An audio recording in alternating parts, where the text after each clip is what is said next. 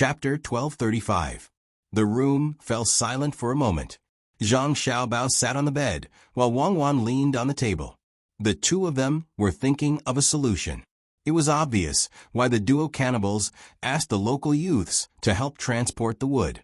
There was a large area of forest there. If they wanted wood, they might as well ask experienced people to cut it down. At the same time, they didn't need a large number of people to go from afar. Obviously, they wanted to trick the hostages and put them in front of the army. Let's see what the Tang army can do. Wang Wan knew very well that the duo cannibals wouldn't be stupid enough to tie the hostages up. The rope was very long, and if the duo cannibals controlled it, there would be enough space between the two groups of hostages. That was something that happened in movies. If that was really the case, they only needed to adjust the shooting angle of the machine gun team, and the hostages in front would lose their function as hostages. Furthermore, they would be successfully rescued. They would definitely send out suicide squad members to carry the hostages forward. Even if they sent out snipers, they wouldn't be able to catch them. Actually, in some cases, we can think that there are no hostages. Just treat them as consumables in the war. At most, we can say that it was an accident. Retreating isn't a good idea. Just fire. Zhang Xiaobao rubbed his face with his hands. It was a bad idea, but at the same time, it was the right idea. How could there be no deaths in war? How many people died in the world's 1 or 2 wars? Not to mention the civilians. Wang Wan shook her head. She didn't want to attack the hostages, even if she had a way to solve the problem of the people's hearts. Send someone over to ask who was hired and tell the families of the hostages that they were tricked into becoming cannon fodder. Tell them how sinister the enemy was and how dangerous the battlefield was. Then find a random reason to make the helplessness of firing the cannon into a movie. Create a strong public opinion and give more benefits to the locals. Basically, no one would suspect that the Tang Empire deliberately fired the cannon. Zhang Xiaobao, who had just said that they would kill the hostages, spoke again. I am very disgusted by the duo cannibals. Just fight the war properly. Why play tricks? Even if they win the war in the end, isn't it an unfair victory? Wang Wan still didn't open her mouth. Her distress was written all over her face. She was pondering what method she could use to rescue him. Otherwise, wouldn't she be admitting that she and Xiaobao didn't have the ability to face such difficulties? Most of the time, I treat this life as a game. Zhang Xiaobao and Wang Wan stayed silent for more than an hour. Seeing that it was getting late through the window, Zhang Xiaobao got up and went to the kitchen to cook. So I didn't care about anything. But I realized that I was wrong. It wasn't that I mistakenly treated this life as a game, but that I couldn't care less. If we had truly become a person of this era, we would have made the decision to directly attack in the current situation, because we had no other choice. Only when we were helpless in the current situation would we truly consider ourselves as a person of this era. That was a form of surrender. Any successful ruler was actually playing a game, enjoying the process, and then obtaining victory. When our bodies and minds were completely integrated into the era, that was the moment when we were powerless. So we never gave in to anything. We always had to achieve our goal. No matter how difficult it was, we had you all the way. While speaking, Zhang Xiaobao had already walked outside and stood at the door.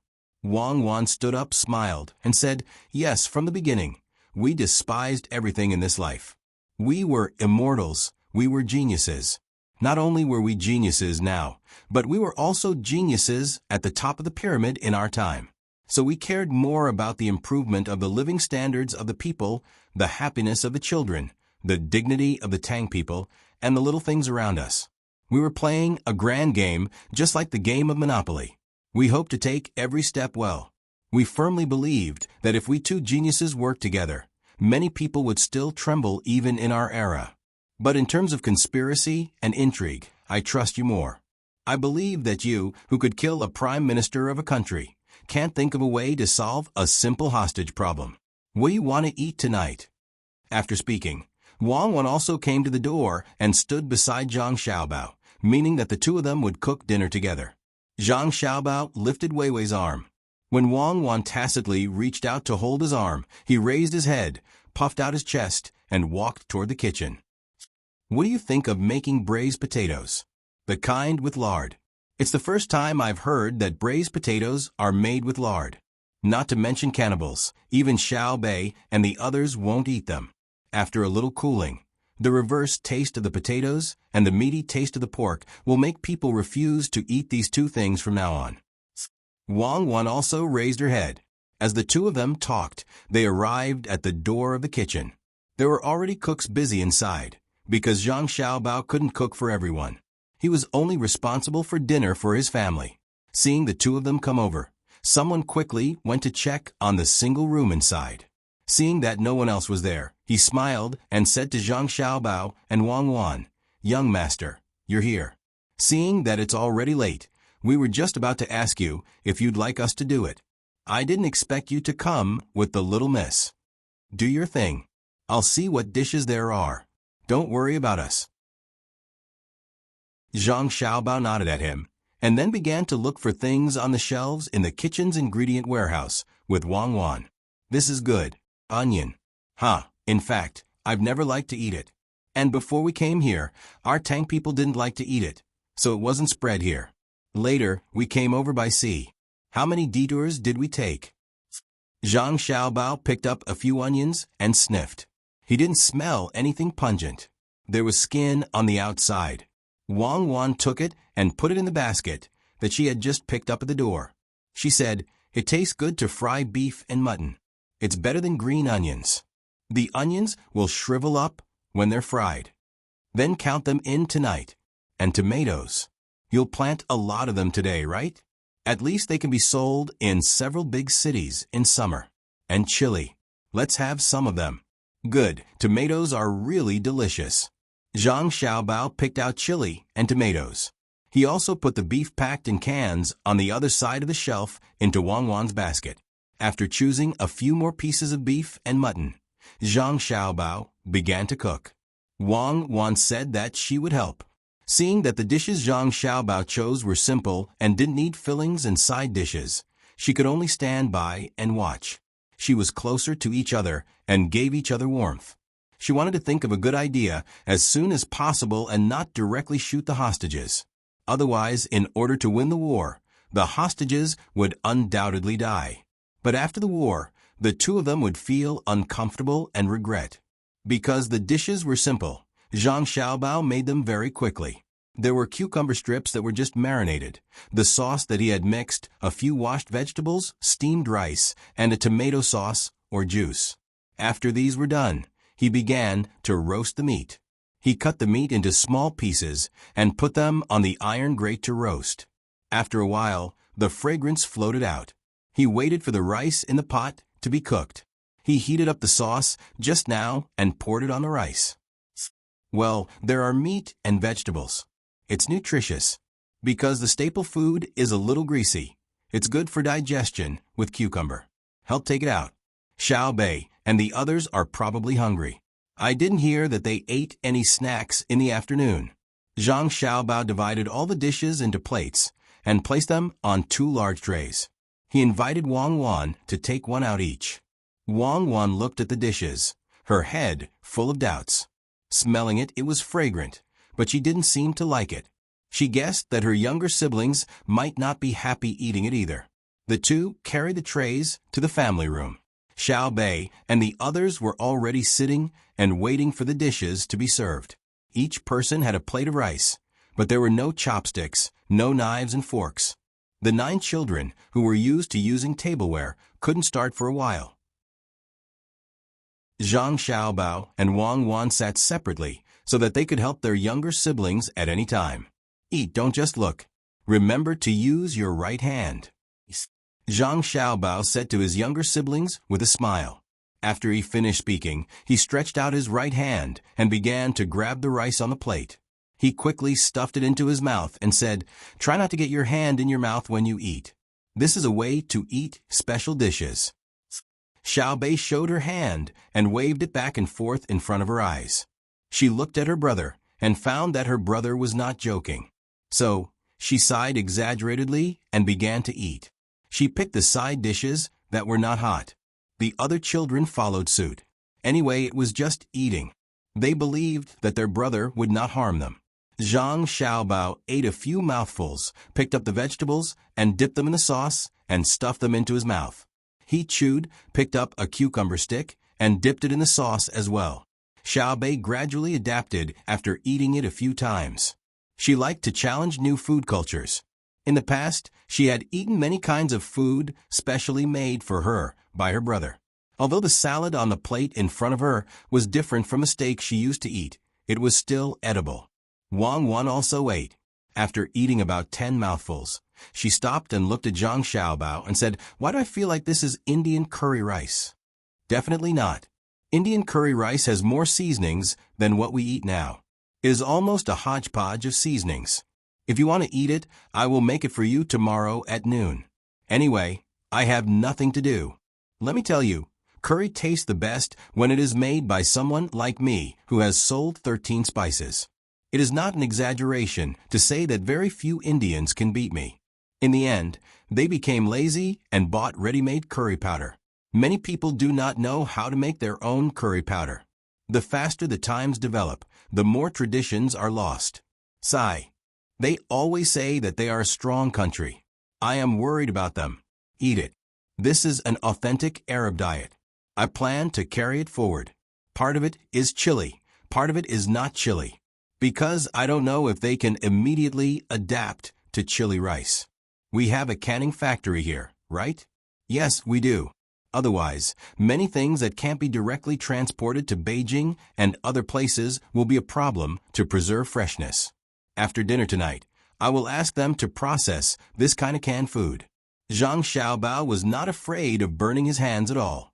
He ate very quickly and could talk while eating. Brother, when you have new things, don't you want to give them to our inner courtyard first? Xiaobei felt that they could eat now, so he did not ask to change the food. But he was very confused.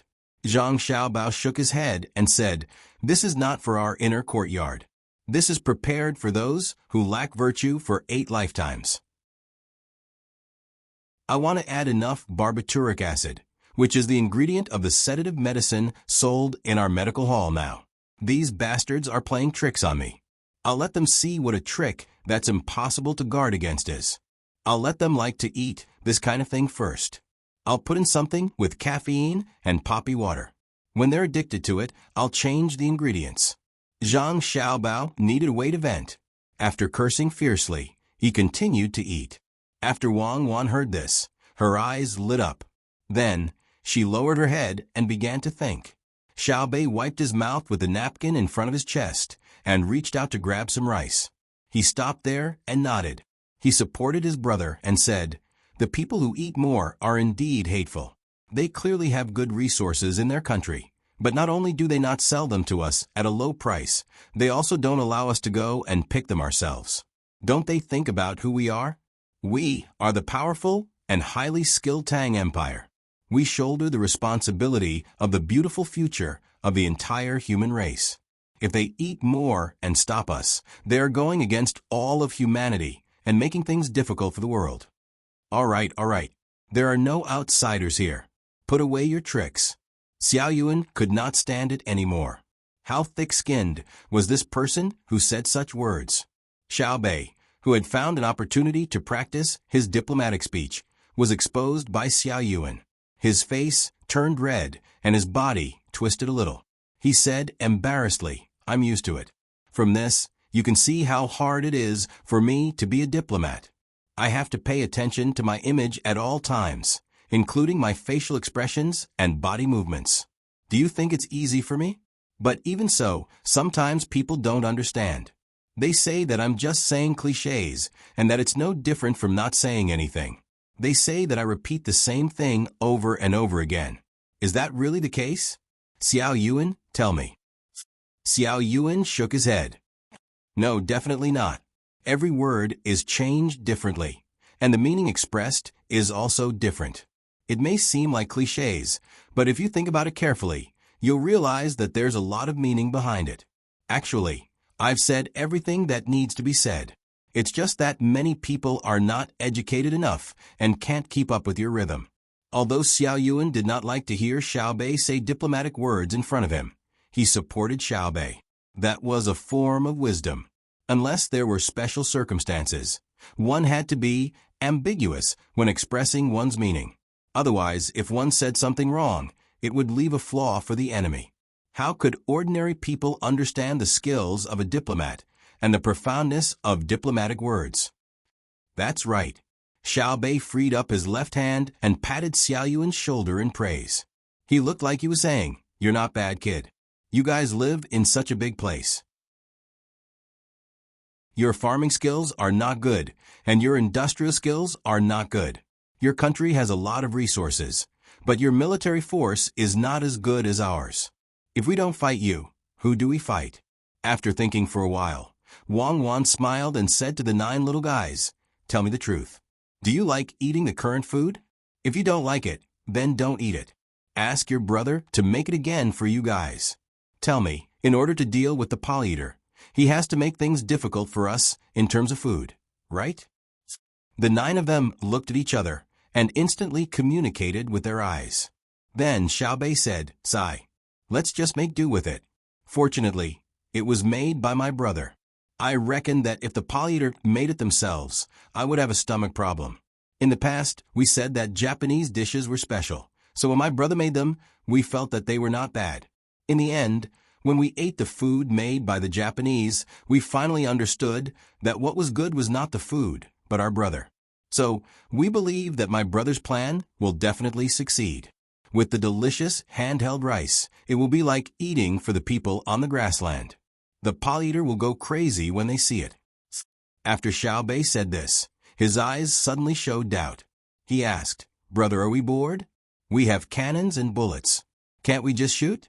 Why do we have to use a trick on the Poly-Eater?" The other 8 little guys listened to the movements of their hands at the same time and looked up. This matter started with the grandfather and grandson who came before. Your brother and I didn't guess what the use of collecting the poison was, but the transport would behind them already knew. They wanted to drive our people away. Facing our gunfire, your brother and I were worried sick. But now, your brother has thought of a very good plan. First, send the Poly-Eater canned food with stimulants for a few days, and then find a suitable opportunity to give them canned food with sleeping ingredients in it. Then, we will solve the hostage problem. Now, we have to send people to all our borders and bring the people there to a safe place. Your brother and I plan to play the game more beautifully. We don't plan to use the most helpless method." Wang Wan stared at Zhang Xiaobao as she spoke, her eyes smiling like crescent moons. A professional was indeed a professional. The quality of a professional swindler never needed to be questioned. He could actually think of a plan in such a short time. People who often schemed against others could indeed face anyone's schemes at any time. After this plan was implemented, there was no need to worry about the Poly-Eater not falling for it, because there would be a supporting operation. Xiao Bao didn't need to say this. He already knew this. The Poly-Eater tricked the hostages at the border between India and the Tang Empire. Of course, they wouldn't use them on the battlefield in India. Instead, they would move to the place where they stationed troops in the north. Because the information transmission technology was not advanced enough, they wouldn't know that the war would start tomorrow. They would definitely travel slowly. After 10 days to half a month of travel, they would contact the people at the place where they were beaten. Then, they would abandon the useless wood and move forward lightly. They could wait for the first few days before they met up and send special forces to destroy their supplies. Then, they would send troops to the front to stop them. They would push out the hostages, and the interceptors would use snipers to take out a few of them before retreating in panic, leaving behind some supplies. After losing their supplies, they could only check what the Tang Empire left behind and let the hostages try it. After eating, they found that not only were they not poisoned, but they also became more energetic. In the process of praising the Tang Empire's superb technology, they ate with all their might. At the same time, they secretly thought that their own people were smart. This happened a few times. On the night before they said that they were going to regroup with the scattered and regrouped troops, they would take advantage of the time when they were relaxed to give them a can of sleeping pills. While they were sleeping soundly, the special forces would come out and kill them. Everything was solved. Of course, this was their own idea. The specific implementation would depend on the situation at the time. They believed that there would be no problems in general. The hostage rescue plan was like this. No one could guarantee a perfect success, but having a solution and not having a solution were two different things. The 9 little guys pondered and figured out what was going on. So bad. Can't they just fight properly with us? Why do they have to play tricks? I despise such enemies the most. Xiao Bei once again spoke in the name of justice. Eat it. All is fair in war. Xiao Yuan's admiration for his brother and sister was indescribable. When they went to meet the grandfather and grandson, before they could figure out what the information would be used for, his brother and sister had already thought of a way to deal with it. As expected, he had to continue learning. After relaxing, Wang Wan decided to torture Zhang Xiaobao on the bed. Then, she proposed to hold a large-scale singing and dancing performance tomorrow. As for starting a war, it seemed to have nothing to do with her. The capital was one step ahead of Izhou to understand the sunset at dusk. Li Longji had no idea that something had just happened in front of him that made things difficult for Zhang Xiaobao and Wang Wan. He also seemed to have forgotten about the war and walked leisurely on the road to the zoo. Gao Lishir followed beside him and described the progress of the construction in the palace. They would be able to enter in August. At that time, they would have a new mood in the new office environment. Your Majesty, Xiaobao hasn't sent the plan yet. It needs to be published in the newspaper tomorrow morning. Is it urgent? After Gao Lishir finished talking about the construction, he talked about something more important. With a faint smile on his face, Li Longji walked leisurely with his hands behind his back. From time to time, he glanced at the tourists passing by. Some tourists hurried by, while some recognized the emperor. At first, they were surprised, and then they nervously looked around.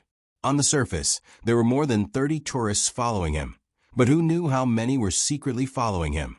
The tourists who recognized the emperor very tacitly made the same choice. No matter which direction they went before and what animals they wanted to see, at this time, they all chose to walk the same path as the emperor to see the same animals.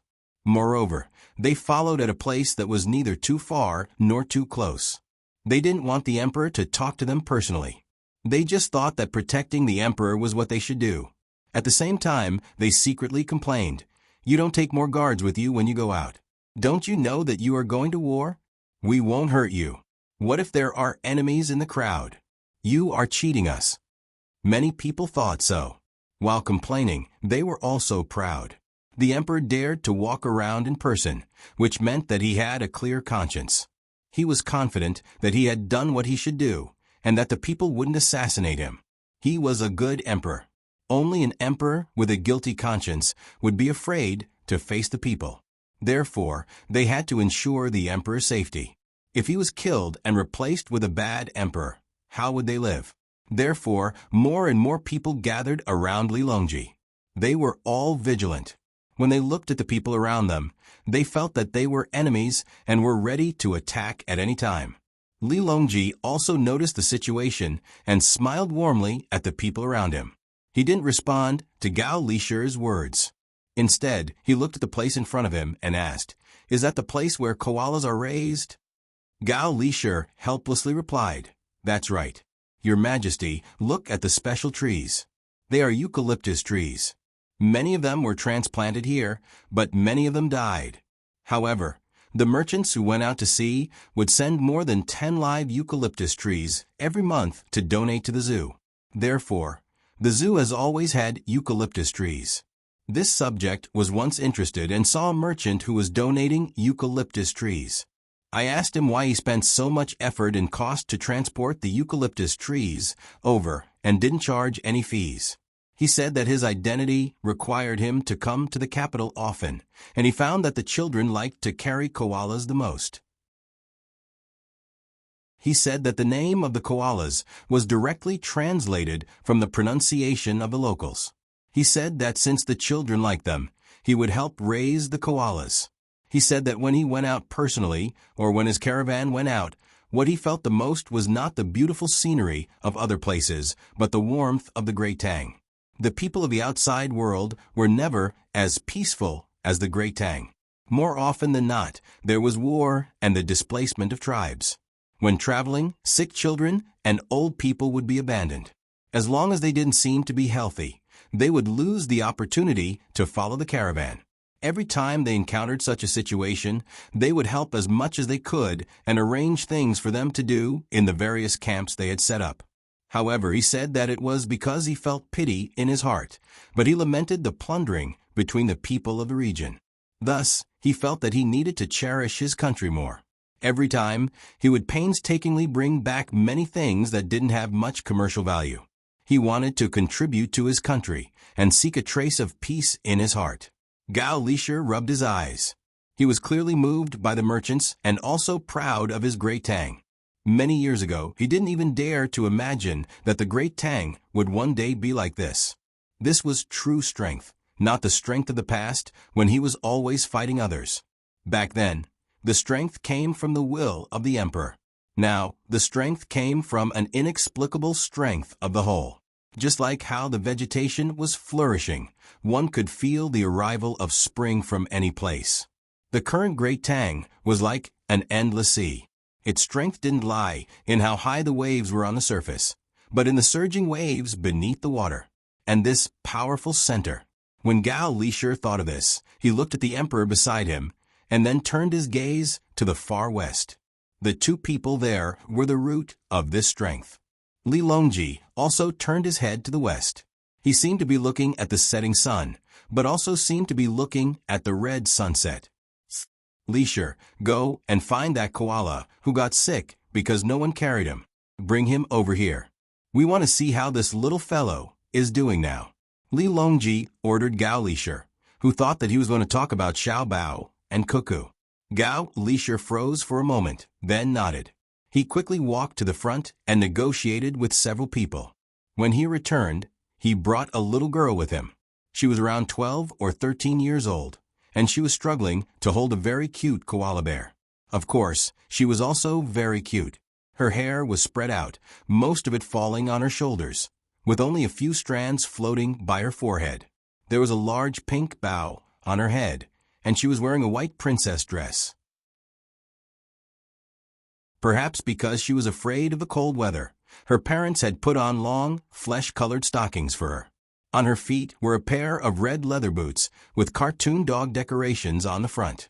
She was holding Koala, and Koala also stretched out an arm to wrap around her neck.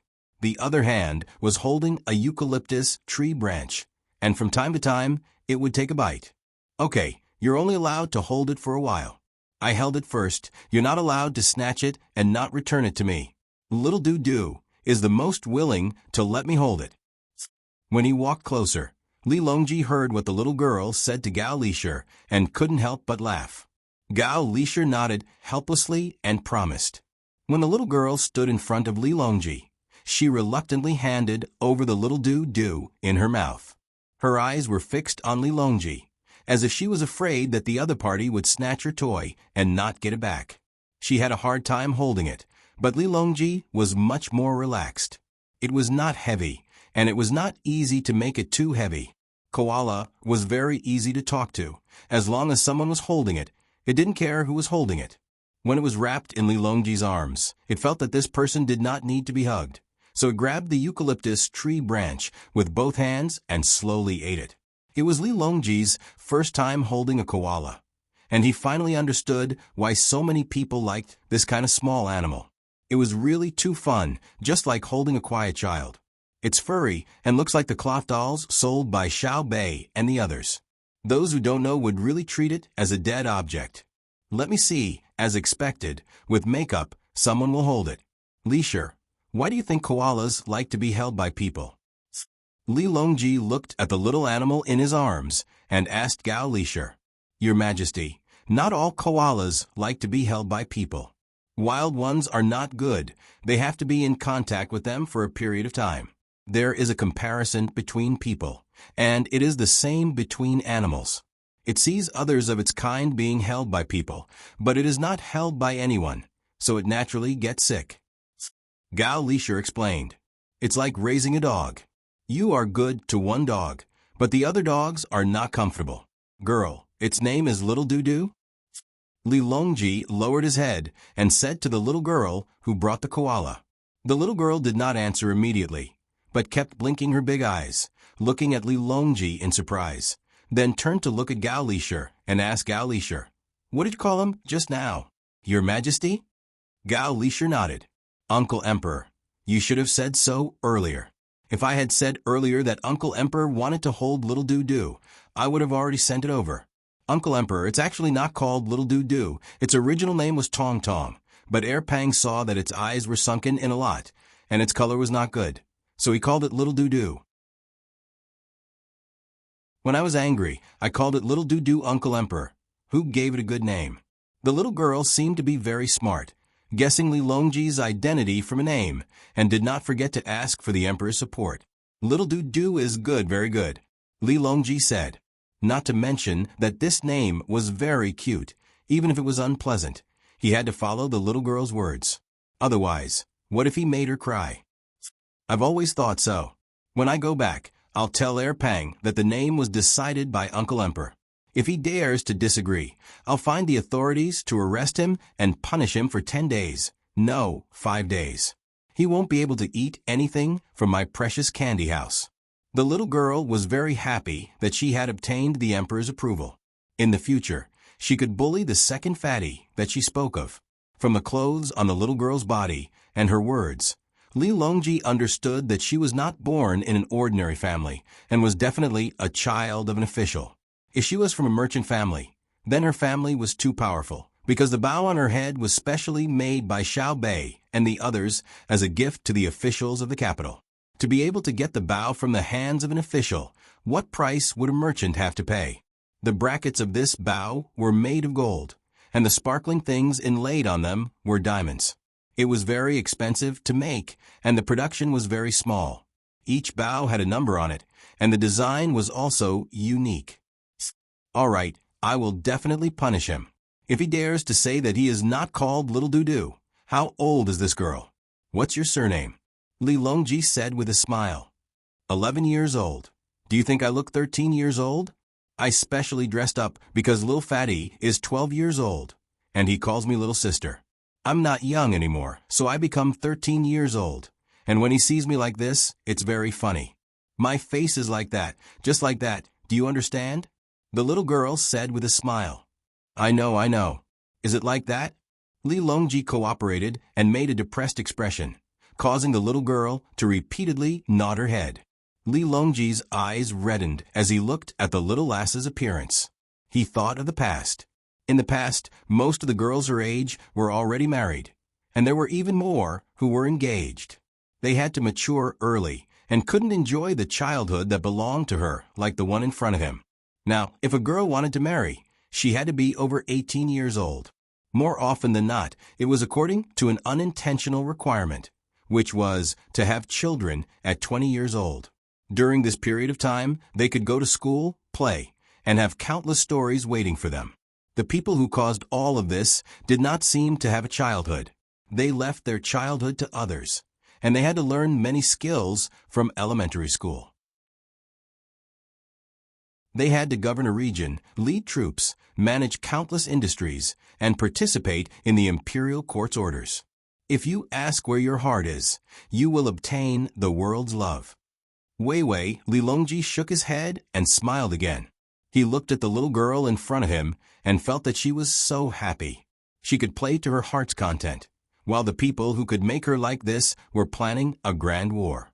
Uncle Emperor, my surname is Liang, and my father is the county magistrate of Wanyan County. The little girl didn't know what her Uncle Emperor meant, but she remembered that her Uncle Emperor had asked her 2 questions. Li Longji nodded. Oh, your Uncle Emperor knows that your father is Liang Yudao, the county magistrate who always says, listen to Xiaobao right? Yes, that's right. Uncle Emperor, You remember my father. My father is from Jinjia, right? Your Uncle Emperor must remember everyone who comes out of that place. Tell Uncle Emperor, how has your father been recently? Li Longji helped the little girl solve the problem of not being able to remember. Jinjia was a legendary academy, which was even more powerful than the Imperial College, the highest academy of the Tang Empire. Even the people of Jixin Academy did not dare to say that they could compete with all the students there. The little girl was happy at first, but then she shook her head. It's not good. In the past half-month, my father has been sighing and saying that there is a big contradiction between the speed of economic development and the proportion of people who have resources. He has said it many times, but my mother and I don't understand. We just remember it. Uncle Emperor, you are very, very powerful. Can you tell me what is going on? I went home and told my father that my father has lost weight. My mother advised my father not to think too much, but your father is from Jinjia. It is impossible for him not to think about it. It has become his instinct. Can you go back today? If you can, tell your father that tomorrow, everything will be fine tomorrow. Xiao Bao and Cuckoo are also waiting for the sun to rise. Li Longji said to the little girl. Even if he did not know what would be in tomorrow's newspaper, he believed that the news would come in a while. Otherwise, it would be too late to print the newspaper and spread it to various places.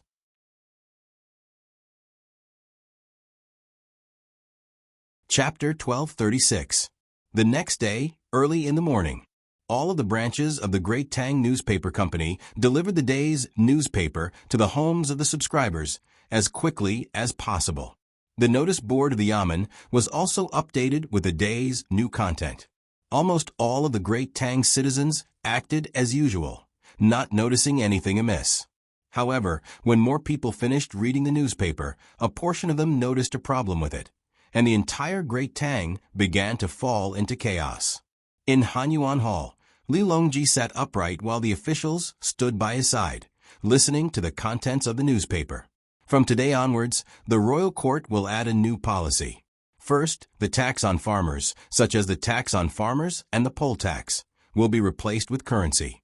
All farmers will have to sell their crops to raise money. When the first clause was read out, the officials who were qualified to attend the royal court frowned as they pondered over the function of this clause. After a moment of contemplation, most of them found that it didn't have much of an effect. At most, the grain that had been handed over previously would be converted into money, and the farmers would have to sell their crops themselves. Li Longji narrowed his eyes, and after a moment of contemplation, he nodded. The reporter continued to read. Second, all cultivators are allowed to work together with other cultivators in the surrounding area. All cultivators are allowed to work together in groups of 100 households or in villages. A leader is chosen, and the members of the group are the owners of all the land. The leader can choose two types of farming. The first is to negotiate the distribution of the crops. That is to say, the owner of the land will reach an agreement with the leader, and the variety of crops to be farmed each year will be decided by the leader. The second is to lease the land. That is to say, the leader will lease the land of all the farmers and hire the owner of the land to work in the fields. All decisions will be made by the leader, and they will be protected by the corresponding laws. The moment these words were said, the officials burst into an uproar. They finally understood the function of the first clause. The first clause was to serve the second clause. After a transaction, the amount of money one would earn would depend on the price set at the time of the transaction. If one sold for more money, one would make a profit. If one sold for less money, one would make a loss. All of the risks would be shifted to the owner of the land. The next day, there was another way of land acquisition. If one chose the first option of the second option, the owner of the land would have to bet with the team leader. They would bet that the team leader's decision this year was correct. Although it was said that it could not be changed, in fact, once the seeds were planted, they could not be changed even if they wanted to. It would delay the growth of the crops. If one were to choose the second option, the owner of the land would avoid the risk of selling their own grain. They would pay for the land and receive two portions of money. One portion would be the rent for the land, and the other portion would be the income from labor. There were two risks in the process. One was the risk of not being hired, and the other was the risk of their own income being reduced when the price of grain was high. If it was completely up to the team leader to decide, the team leader was likely to exclude those who were not good at farming. These people would only receive a portion of the income from the lease of the land, but they themselves would be unemployed. I don't agree. Without waiting for the person reading the newspaper to continue, Zhang Jiuling stepped out and said bluntly. He had a good relationship with the Zhang family and the Wang family, but he could not let his personal relationship go to waste. Li Longji put the microphone to his mouth and said, "Minister Zhang, stand down. Today's court assembly is not to hear whether you agree or not. It is to let you listen carefully and act accordingly. Today is different from the past. Everything that is done, starting from me, to the head of the secretariat, to the lower ministries, you only need to cooperate and are not allowed to question." However, Yuan Qianyao, who was nearby, did not agree. He stood out forcefully and asked loudly, "Your Majesty, I don't know why this policy was not brought out to discuss with us first before coming to a conclusion. Why did it have to be passed today? Bring it out to discuss? Didn't you need to discuss for a long time? Can you guarantee that not a single piece of information will be leaked? Do you know what the consequences will be once the nobles of the great Tang know about this policy in advance?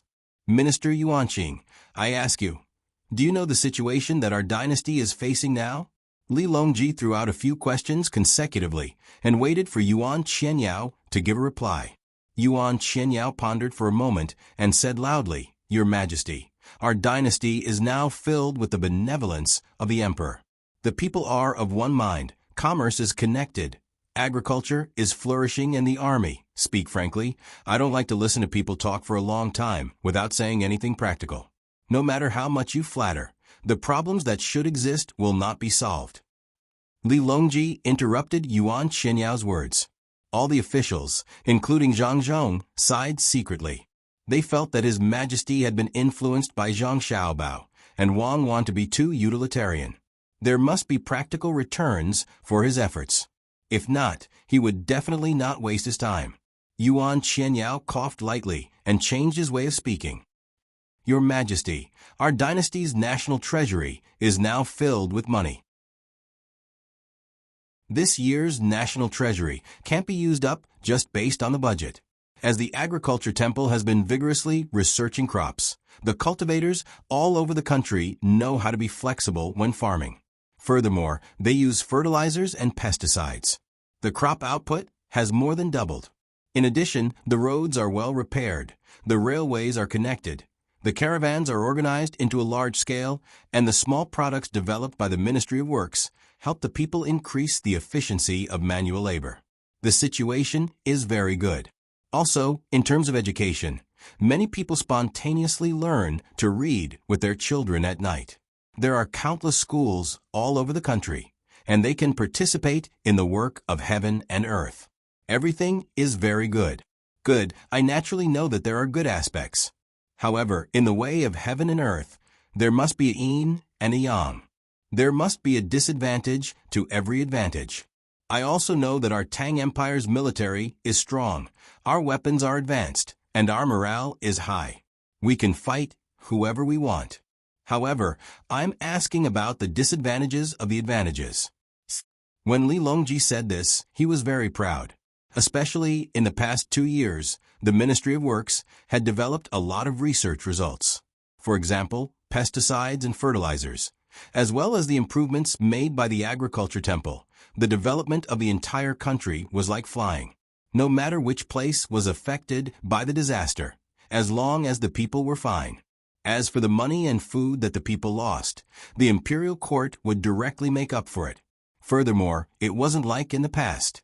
When the disaster struck, the people would be very grateful just by reducing the rent or sending people to cook a few bowls of porridge. At the very least, they didn't have to leave their homes and die on the road. But now, when the disaster struck, the people's homes would be registered with the government. Even if a cow died in your home, the imperial court would compensate you with a new one. If your house collapsed, it was easy. When the disaster was over, a new house would be built for you. If it was a drought, the government would arrange for you to work elsewhere. They would definitely not let you bear the pain of the disaster alone. This was a great contribution. In the past, which emperor had done this? Which emperor dared to say or think about it? Only Zhen's Kaiyuan era. Your Majesty is right. Minister of Works Zhang Zhong stepped forward and said, even though our government is harmonious, there are still some disadvantages.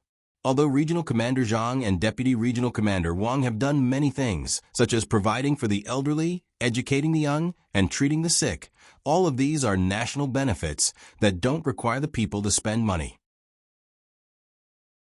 However, in the process of rapid development, many things have happened that are not conducive to the stability of the country.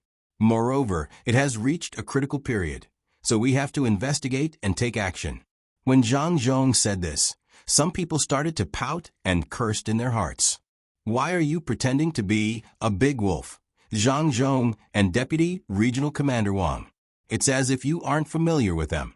If you don't stand out and show off, will it kill you to directly say that you have a son and daughter-in-law?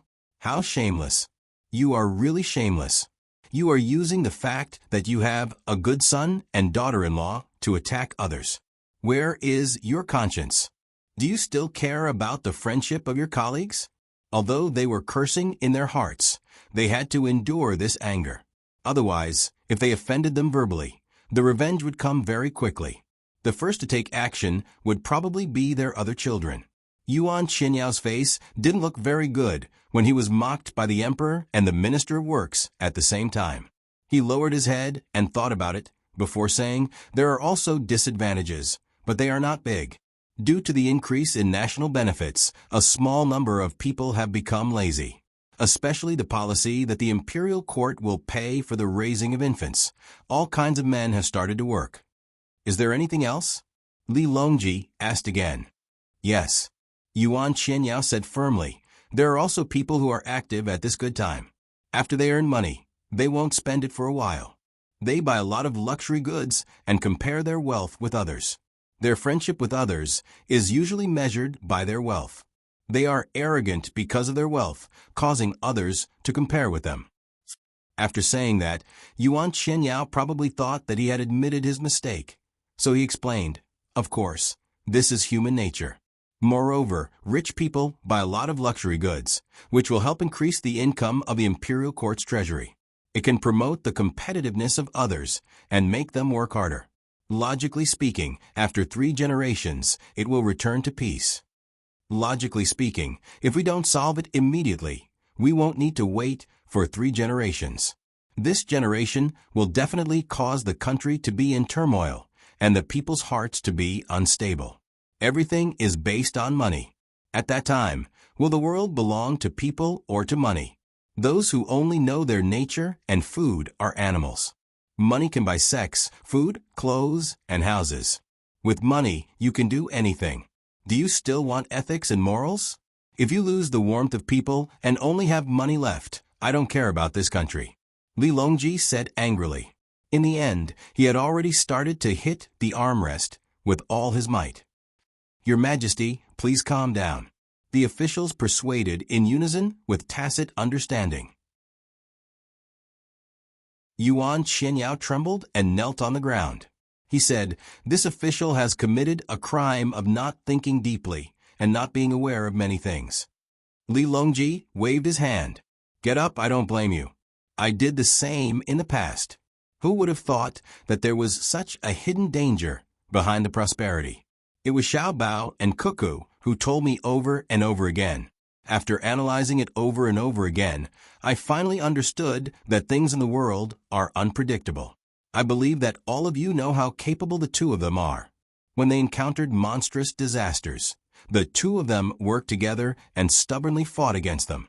When they encountered military disasters, the two of them laughed and chatted nonstop. When they said that they didn't have enough money, the two of them talked about the world and turned stone into gold. No matter what they encountered, I have never seen the two of them afraid.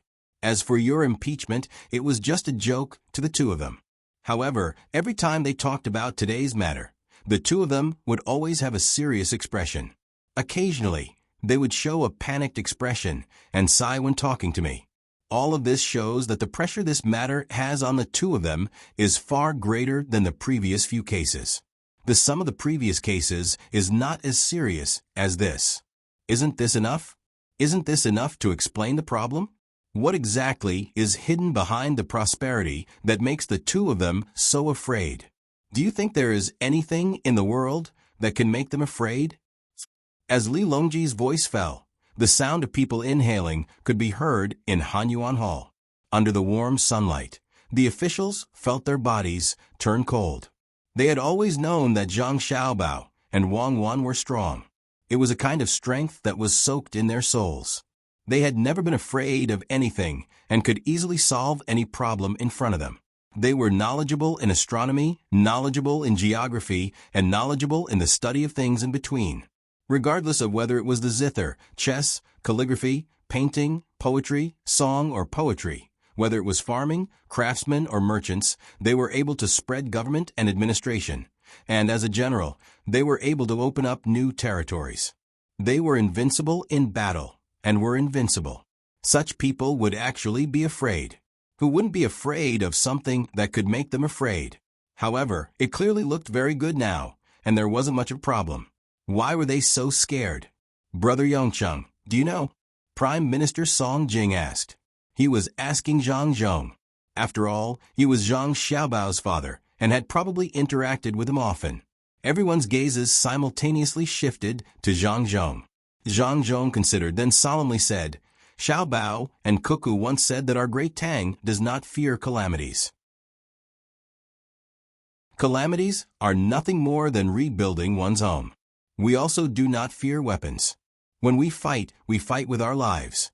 As long as the hearts of the people are united, as long as we are of one heart, there is no obstacle that cannot be overcome. What they fear is that the hearts of the people are scattered. Officials do not work for their own interests, instead using public office for personal gain. Farmers do not plow their fields, instead stealing their jobs. Craftsmen do not learn their skills, instead using shoddy goods. Merchants do not sell their goods, instead hoarding them and inflating their prices. Teachers do not look good, instead choosing students for their own benefits. Doctors do not inherit their virtues, instead using money to divide the affliction. If they do not control it now, when the time comes, it will be very difficult to change it. When the time comes, who will make the first move? Will they be able to kill all the people in the world? How many years will it take to change a nation that has lost its spiritual pillar? What methods will they use to recover the original soul? That kind of country is not a civilization, but a slave to money. Thus, Xiaobao and Cuckoo have always been worried about this matter. They need to find a good balance in the process of development, and at this moment, they need everyone's help to settle on this point first. We can talk about other points later. After Zhang Zhong finished speaking, he used a sincere expression to look at his colleagues in the hall. Some nodded at him, some responded with firm gazes, and some lowered their heads in deep thought. After a while, Li Longji ordered, "Continue reading." At this time, no one objected. Everyone was frightened by what Zhang Zhong had said. The person reading the report took a deep breath and read again. The second decree. The Great Tang Bank will reduce the loan interest by 10%, the deposit interest by 10%, and the reserve rate by 20%, using the internal funds. Any handicraft industry with more than 100 workers and less than 500 workers can enjoy a one-off loan of 3,000 strings of coins from the bank. Those with more than 500 workers and less than 1,000 workers can enjoy a one-off loan of 10,000 strings of coins from the bank. Those with more than 1,000 workers can enjoy a one-off loan of less than 200,000 strings of coins from the bank according to the requirements of their development plan, and the loan amount can be increased in the future. The officials knew that Zhang Xiaobao was starting to give out money, allowing the people of Great Tang to take out their savings and spend it. At the same time, he was encouraging handicraft industries to swallow each other. There were many consequences, but the most direct one was the depreciation of the currency, even if the country did not increase the amount of currency issued. Song Jing pondered for a moment, then walked up to Li Longji and asked softly, "Your Majesty, can you let the currency depreciate?" His voice was soft, but there was a microphone in front of him, so everyone heard it. This caused Song Jing to be taken aback, and he sighed helplessly. Li Longji smiled and shook his head. "It's fine. This is soft depreciation, also known as temporary depreciation. As long as the imperial court does not suddenly increase the amount of currency issued, there is no need to worry about the currency being worthless. After all, this is a cyclical process. The depreciation that you are worried about comes from the taxation of currency circulation. Every time you spend money and earn money, there will be taxation.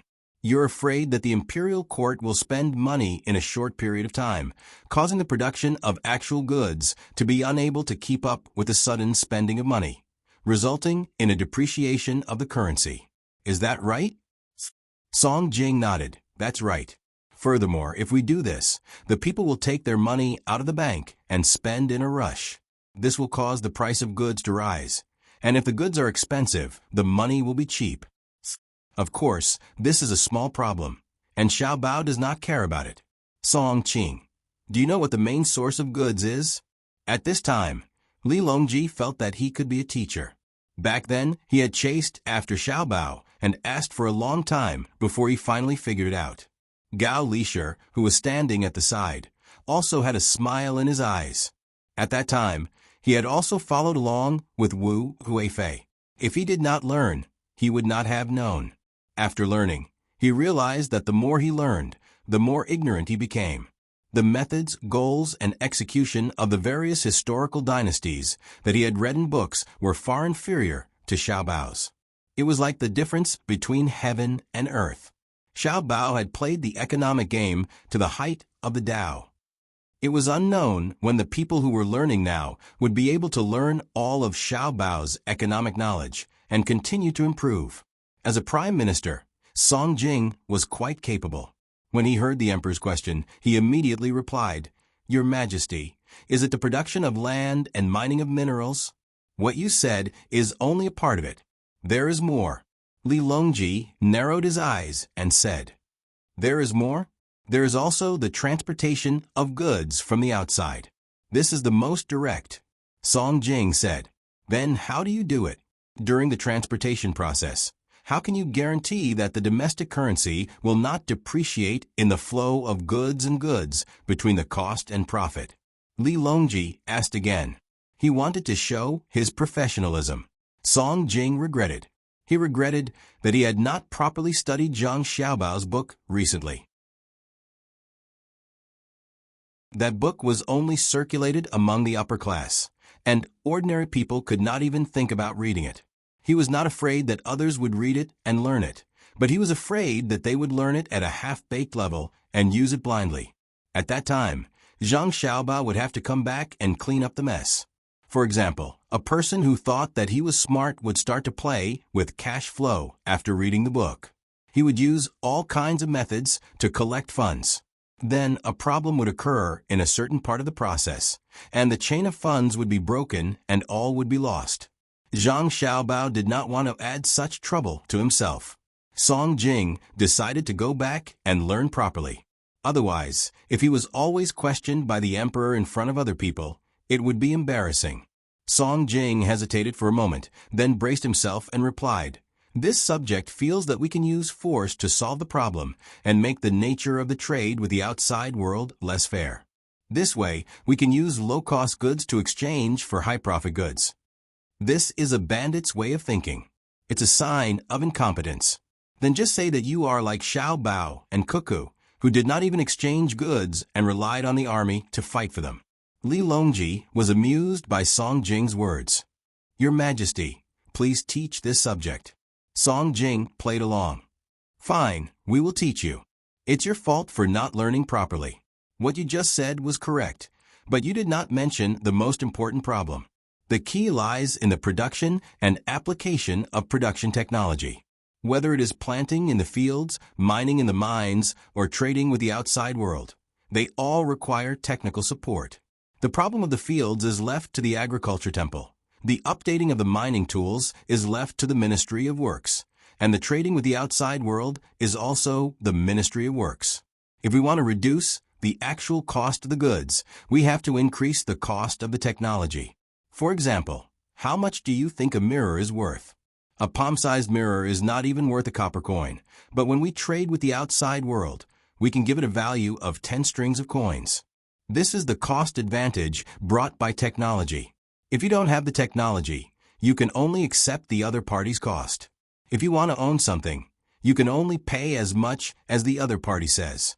Thus, a portion of the taxes that our great Tang earns can be allocated to the Technical Research Department, and a portion can be used to build infrastructure, such as roads. Once the roads are built, the cost of transporting goods will naturally be reduced. For example, if you send 5 people to transport a cart of rice, and the road is not good, you will have to travel for several months.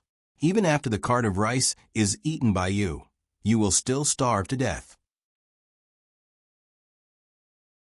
The time wasted by your 5 people is actually non-productive consumption. I might as well not ask for a cart of rice and let the 5 of you find a place to raise chickens. Li Longji gestured as he spoke. That's not right. Song Jing pondered for a moment before shaking his head. Your Majesty, look, the land needs people to grow it. If you don't grow it, someone else will. There are only so many lands, and with the same technology, you don't need to be a laborer. Wouldn't it be a waste for you to go and farm? It's the same for raising chickens. Chickens need to eat, and no matter what they eat, they will consume the local resources. The resources are only in a cycle, and they don't increase. It's not like obtaining things from the outside world. Your thinking is wrong. The resources are indeed in a cycle, but we don't make use of all of them. For example, if you don't raise chickens, can you fully utilize the resources of the land and forests in the area where you raise chickens? Furthermore, these resources are increasing. For example, sunlight and wind. If you don't use them, they will still exist. When the time comes, it will be wasted. The most direct manifestation of sunlight is the growth of plants. There's also water. Clouds bring rain from other places to our great Tang. If you don't use them, they will flow into the sea. Why don't you hoard them and raise fishes? As for wind, it's not easy to make use of it now. The technology can't keep up. For example, the generator in the wind can produce electricity to illuminate the land. If you think that illumination is useless and people only want to read books, then you should think of using it to replace candles. There's also heating. For example, hatching chickens in winter. If you use electricity to hatch chickens, won't you be saving other resources? Li Longji began to give examples to Song Jing. In fact, when he reached the end, Song Jing already knew, but he didn't want to interrupt him. It wasn't easy for the emperor to teach you, so shouldn't you listen carefully? This subject understands. Song Jing saw that His Majesty had stopped talking and was drinking tea, so he immediately said respectfully. Li Longji nodded contentedly and instructed the person reading the report.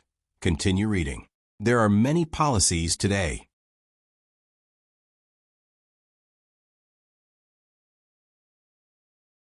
Chapter 1237. Article 3.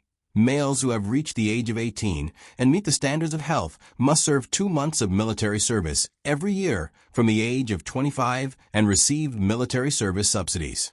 Males between the age of 26 and 30 who meet the standards of health must serve 1 month of military service every year. Those who evade military service will have all their benefits revoked. The reader continued to read the 3rd article. Based on the previous situation, he stopped reading and waited for the others to discuss. The officials fell silent. No one made a sound. They all looked at the reader. Continue. Li Longji spoke. Article 4. Those who participate in the imperial examinations must accumulate 100 days of voluntary teaching and 200 days of voluntary social work. Those who fail to complete the examinations will be disqualified and will not be allowed to participate in the examinations again for 5 years. When the fourth article was read, the two sides of the stairs of Hanyuan Palace began to buzz with discussion. The officials whispered to each other. Wang Bei was very close to Zhang Zhong. As they were both ministers, there was only one person between them. When he heard the fourth article, he couldn't help but squeeze to Zhang Zhong's side and ask, "Zhang Xiaobao, what a Wang Wan. Now you feel that you are not afraid of anything. You are beginning to raise your blade against the officials. How bold, how bold. Zhang Zhong, you gave birth to a good son." Zhang Zhong smiled and nodded slightly at Wang Bei. "Why do you say that, Lord Wang? Officials take the imperial examinations. If you are a local official, don't you still need to understand education and the people? What's wrong with learning first? Or directly manage the economic field?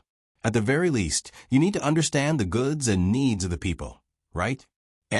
Speaking of the economy, I just remembered that last night Xiaobao called and said that the new group we formed together might be able to generate profits this year. It's no longer about breaking even. He said that it's about accumulating and accumulating. After settling down to a certain extent, it will finally start to flourish. Wei Wei was stunned. Then he became even more indignant. "Zhang Zhong, do you think that the matters of the world scholars can be enticed with money? Do you think that a noble person can be enticed with money? Do you think about 3 million strings of profits? It said that we will first distribute the profits and then consider selling them overseas. This way, we will be able to generate profits every year." Zhang Zhong finished his own words. Wang Ku was stunned again. He looked away and took 4 deep breaths. When he faced Zhang Zhong again, he asked seriously, "Really? Does Lord Wang want to see the proposal?" Zhang Zhong asked. "I'll believe you this time. Where were we just now? You can't tempt people with benefits." "Yes, there is such a thing. We can't use money or benefits. This is the righteousness of the country. Upholding virtue and proper conduct is virtue and virtue. Zhang Zhong, Brother Yongcheng, you're going too far by talking to me about money. Am I someone that can be moved by money? How can I be unreasonable when you're talking to me? Actually, I deeply agree with what you said before. Yes, you're absolutely right. Students were taking the imperial examinations because they wanted to become officials. How could officials not know the hardships of the common people? In my opinion, the days are still too little. In total, it should be 500 days. However, if the time limit is set for too long this time, it might be repeated. It's better to try it out first." Wang Bei patted Zhang Zhong's shoulder affectionately and said righteously, "I think so too." Zhang Zhong still responded with a smile. Yes. It's not easy to think of the same thing. Brother Yongcheng, are you free tonight? I heard that prawn rakes are ready to be eaten. Your restaurant bought a lot of them. How about you treat us to a meal?" Wang Bei said with a greedy look. "Of course I should treat you. How about tonight?" Zhang Zhong agreed. Okay. See you tonight." Wang Bei nodded happily and returned to his original position. He ignored the person in the middle, as if he didn't exist. That person was the Minister of Personnel, Pei Guangting. Pei Guangting heard everything, and suddenly realized that people who were in charge of money really had no resistance to money. 3 million strings of cash wasn't just Wang Bei's profit, but he had been bribed. Can't you have some backbone? You lost in 1 round, and it was such a thorough defeat. After belittling Wang Bei in his heart, Pei Guangting thought for a while and squeezed in Zhang Zhong's position. He turned his head and whispered, "Brother Yongcheng, does that company still need to increase its shares? I have some spare money. You know that if money isn't spent and doesn't flow, it will lose its effect on the economy. I'm willing to contribute to the prosperity of Tang's economy." Pei Guangting was more than 10 years older than Zhang Zhong. His third grandson was already 4 years old. He wanted to consider for his family. In fact, it was not bad to rely on bribery, but there were very few officials who bribed now. Even if he did, he couldn't help much. If bribed officials made mistakes, they would be punished. He didn't dare to oppose, even if he was in charge of the Ministry of Personnel. He wasn't afraid of the censorate or the head of the secretariat. He even dared to argue with the emperor. However, he was afraid of Xiao Bei and the others who were just like him. Moreover, the emperor's argument showed that he had the ability. He was caught by Xiao Bei and the others on a whim, but no one helped him. Therefore, it was better to find a proper business and invest more to get a return. He had shares in the new company, but not a lot. It would be good if he could increase his investment. Brother Lianqing, don't worry.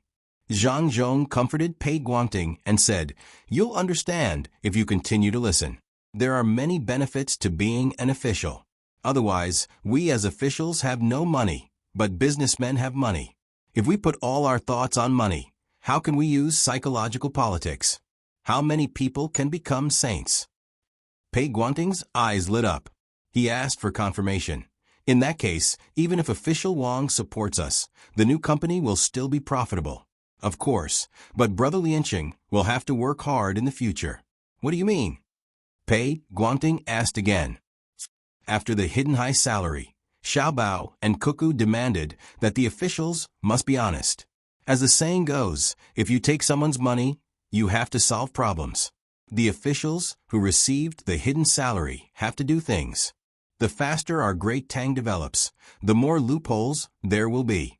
We may not be able to catch all the patrolling officers, and to catch the officials, we need your department to participate. What do you think we should do? Zhang Zhong listened to his son's request and began to compromise with the officials. However, he also knew that his son's schemes were never the kind where he would take a step forward. He took a step back because there was a need for greater benefits. I've given you face. Do you dare to take another step forward? Moreover, this exchange was beneficial to the Great Tang as a whole. Otherwise, they would not use the method of exchange, but other means to achieve their goals. Pei Guangting clearly understood the temperaments of Zhang Xiaobao and Wang Wan. It did not matter what they obtained in the end, and they should not covet it. It was fine as long as they could benefit. Otherwise, if they really angered them, they might not give them any benefits at all. Thus, he solemnly promised Zhang Zhong, "Don't worry. Any official who takes money but doesn't do anything during the Great Tang's rapid development will be severely punished. The lightest punishment is imprisonment, and the heaviest punishment is extermination." "Thank you." Zhang Zhong clasped his hands in respect. "No need, it's my duty." Pei Guangting returned the gesture. Zhang Zhong had dealt with two people, so the rest was simple. There was still the Bureau of Rights, Bureau of Justice, and Bureau of Military Personnel. If the Bureau of Military Personnel passed, the Bureau of Military Personnel would not dare to obstruct them. Since that was the case, he began to approach Su Yi's side and make a deal with him. Similarly, when he gave him benefits, the Great Tang would benefit. The officials in the court had no time to care about where Zhang Zhong was going or who he was exchanging with. Many of them were deep in thought. The fifth, wait. Just as the reporter was about to continue reading, Xiao Song, the Bureau of Military Personnel, shouted. He was very imposing, and it was obvious that he was from the Bureau of Military Personnel. Official Xiao has objections? Li Longji glanced over and asked. The officials suddenly looked at Zhang Zhong as if they were looking at a joke. Zhang Zhong had already reached Su Yi's side. Seeing the Bureau of Military Personnel stand out, he stopped what he was doing and looked over in surprise. The situation became awkward. The officials wanted to see Zhang Zhong make a fool of himself. Look, there was a problem in the place that you thought would be the least problematic. What are you going to do now? Some people looked at Wang Bei. Wang Bei wanted to curse Xiao Song for betraying Cuckoo, and curse the people who looked over. Damn it, why are you looking at me? You want me to stand up and support Xiao Song? Then when can I earn back the money I invested? Don't you King just want to watch others fight? The problem is, do you know how much pressure I'm under? I can't earn back the money I invested. And then the benefits from Zhang family and Wang family were cancelled. Later on, I had a grandson who was about to be born, so I was able to enjoy some benefits again, and it was always given to the grandson who was born. It would have been easier without these benefits. Ever since there were benefits for children, my life has been getting worse and worse. The servants in the family don't look at me right now. I'm about to betray everyone. Didn't you see that I went over to talk to him personally instead of standing up? I'll remember you. Don't expect me to give you money easily in the future." Wang Bei cursed in his heart as he glared back. The situation paused for a moment. Xiao Song seemed to feel that he had given enough time for others to think. So he deliberately said in a rough voice, "The fourth clause refers to the humanities exam, right? What about my martial arts exam? I strongly request that the imperial court not discriminate against us martial artists. In the future, those who take the martial arts exam must also take out 300 days to do volunteer work." I'll stop here. Even the policy doesn't stipulate that those who take part in the martial arts exam need to do volunteer work. The Ministry of War will strictly implement this policy. Unless I'm removed, as long as I'm minister, those who take part in the martial arts exam can forget about taking advantage of the loopholes. This time, it was the people who were watching the show who cursed in their hearts. Xiao Song, would you die if you didn't flatter him? Without waiting for others to finish cursing, Xiao Song spoke again. Also, regarding the third clause on military service, I declare that the Ministry of War will be strict with those who take part in the military service. We will unconditionally complete His Majesty's training. From strategy, tactics, to personal military skills, we will train those who take part in the military service in all aspects. We will train them into qualified soldiers of the great Tang Empire, to the point where they can fight and win when pulled out. We will also strengthen the ideological education of the army so that all officers and soldiers will not retreat, waver, or hesitate in the face of danger. That's all I have to say. As he finished speaking, Xiao Song took a big step back and stood back. The people who were watching the show were speechless. Xiao Song, you're the minister. You have the nerve to stand out and not show any restraint? Are you afraid of Wang Wan to this extent? Li Longji held back his laughter and said with relief, "Very good. Official Zhao's awareness is very high. With him in the Ministry of War, I can rest assured. Yes, Hong still lacks a martial arts teacher. Why don't you add the position of Grand Tutor to the Crown Prince? I won't let you down." Xiao Song stood out again to show his loyalty. He got a first-rank official just like that. A first-rank official was still a first-rank official. Although the Grand Tutor of the Crown Prince was an empty title, he would still receive a rank 1 salary. However, when he thought of empty titles, he also remembered that there was a group of young fellows who also had empty titles. They were the young minister of the Supreme Court and the assistant minister of the Ministry of Justice. They were the 9 people of the Great Tang. No, the 10 people of the patrol team. They held multiple titles and did not need to go through any department to convict someone. They just did it directly, depending on their mood. Therefore, these officials who wanted to stand out and say something shut up. The Minister of Rights, Su Yi, who was also waiting to watch the show, put away his thoughts and asked Zhang Zhong with a smile, "Yongqing is here?" "He's here. There's a matter regarding the application and management of video education, as well as the planning of the printing of newspapers and books. Do you want to take a look?" When Zhang Zhong spoke again, his tone was gentle. It was a display of confidence. Su Yi could understand Zhang Zhong's confidence. If he had such a son and daughter-in-law, he would be so confident too. He asked, "Is there a lot to talk about?" "Yes, I'll go after the court meeting." Zhang Zhong lowered his posture even more. "Don't, I have something to ask." "I'll go. My washing machine is leaking. It's not the kind that leaks next door. It's the kind that leaks by itself when I don't need to. I was washing it when the water ran out." Su Yi didn't dare to trouble Zhang Zhong now. He wanted to go there personally. As for the leak, was that a problem? "That's fine. There's probably a mistake with the seal. I'll have someone go take a look. At the same time, there's a new washing machine that can rotate in 2 directions. It's better than rotating in 1 direction. I'll be very grateful if you can help me try it out," Zhang Zhong said with a smile. His face was worth a new 2-way washing machine. He would probably take out those that had rotating barrels as well. "Well said, well said. Su Yi also smiled happily. Seeing that the matter was settled, Zhang Zhong went back to the topic. The secret exchange of benefits was so dirty. However, as long as it was good for the common people, it was worth it. Most of the common people only saw what was in front of them and what was in front of them. They never knew how many people had paid for their benefits. Yu Wenrong, who was also the prime minister, had no choice but to stand up and speak up. His current position was very high, and he was on the same level as the secretary. Thus, he had to figure out what Zhang Xiaobao and Wang Wan wanted to do. Of course, he was also clear that the reason he could become an official now was because Zhang Xiaobao and Wang Wan didn't stop him. Although they had a small conflict in the past, they recognized his ability. This made Yu Wenrong sigh.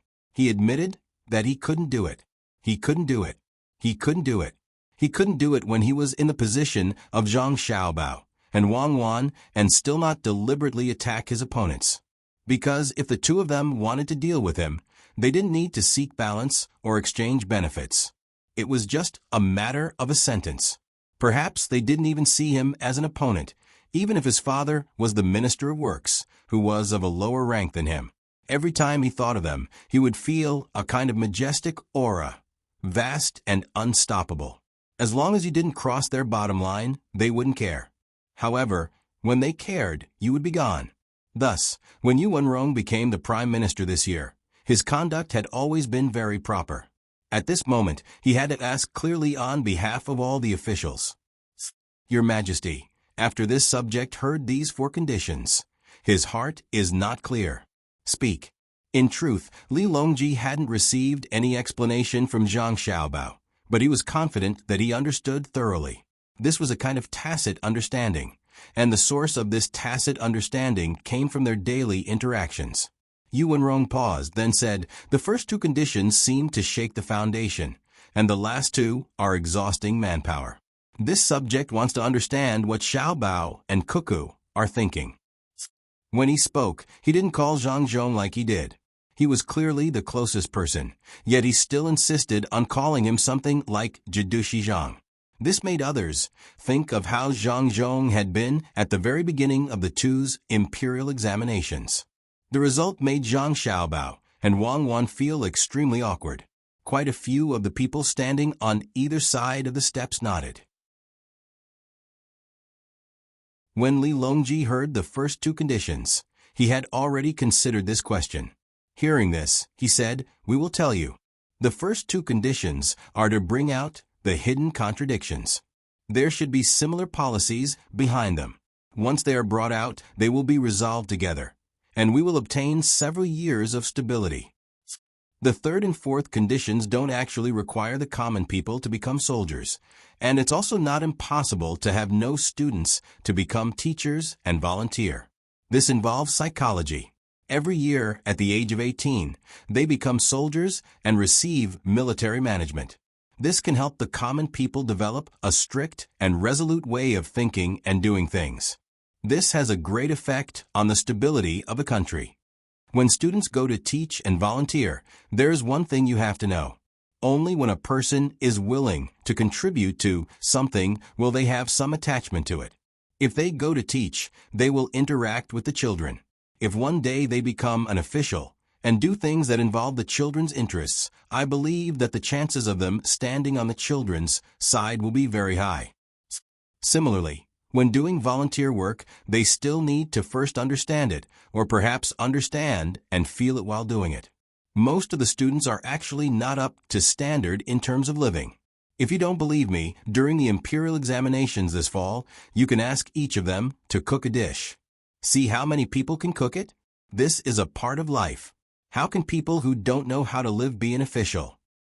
We like people from Jinjia Academy because they know how to cook and mend their own clothes, so they understand the people's livelihood better. Zisho, do you know how to cook? As Li Longji spoke, he suddenly asked Zhang Juling, whose name was Zisho.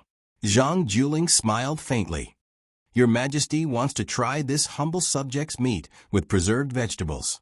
The preserved vegetables are produced in this subject's hometown. This subject is afraid that your Majesty is used to Xiaobao's food and will find this subject's food tasteless. We believe that you can cook better than Xiaobao. The food from one's hometown naturally has the taste of one's hometown, Li Longji said meaningfully. Zhang Juling shook his head. Wei Wei said, this subject doesn't dare.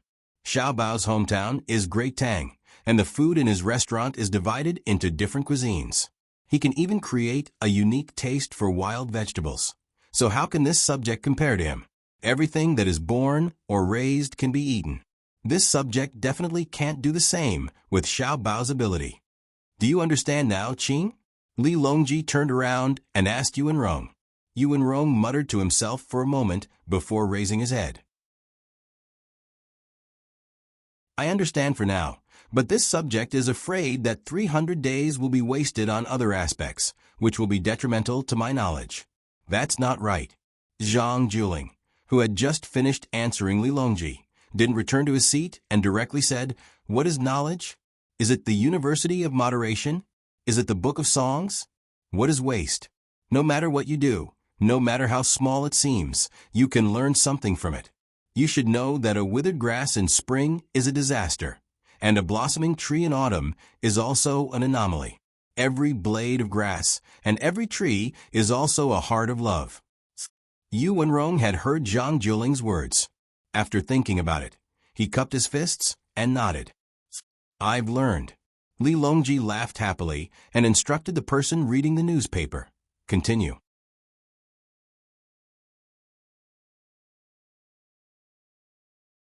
Chapter 1238.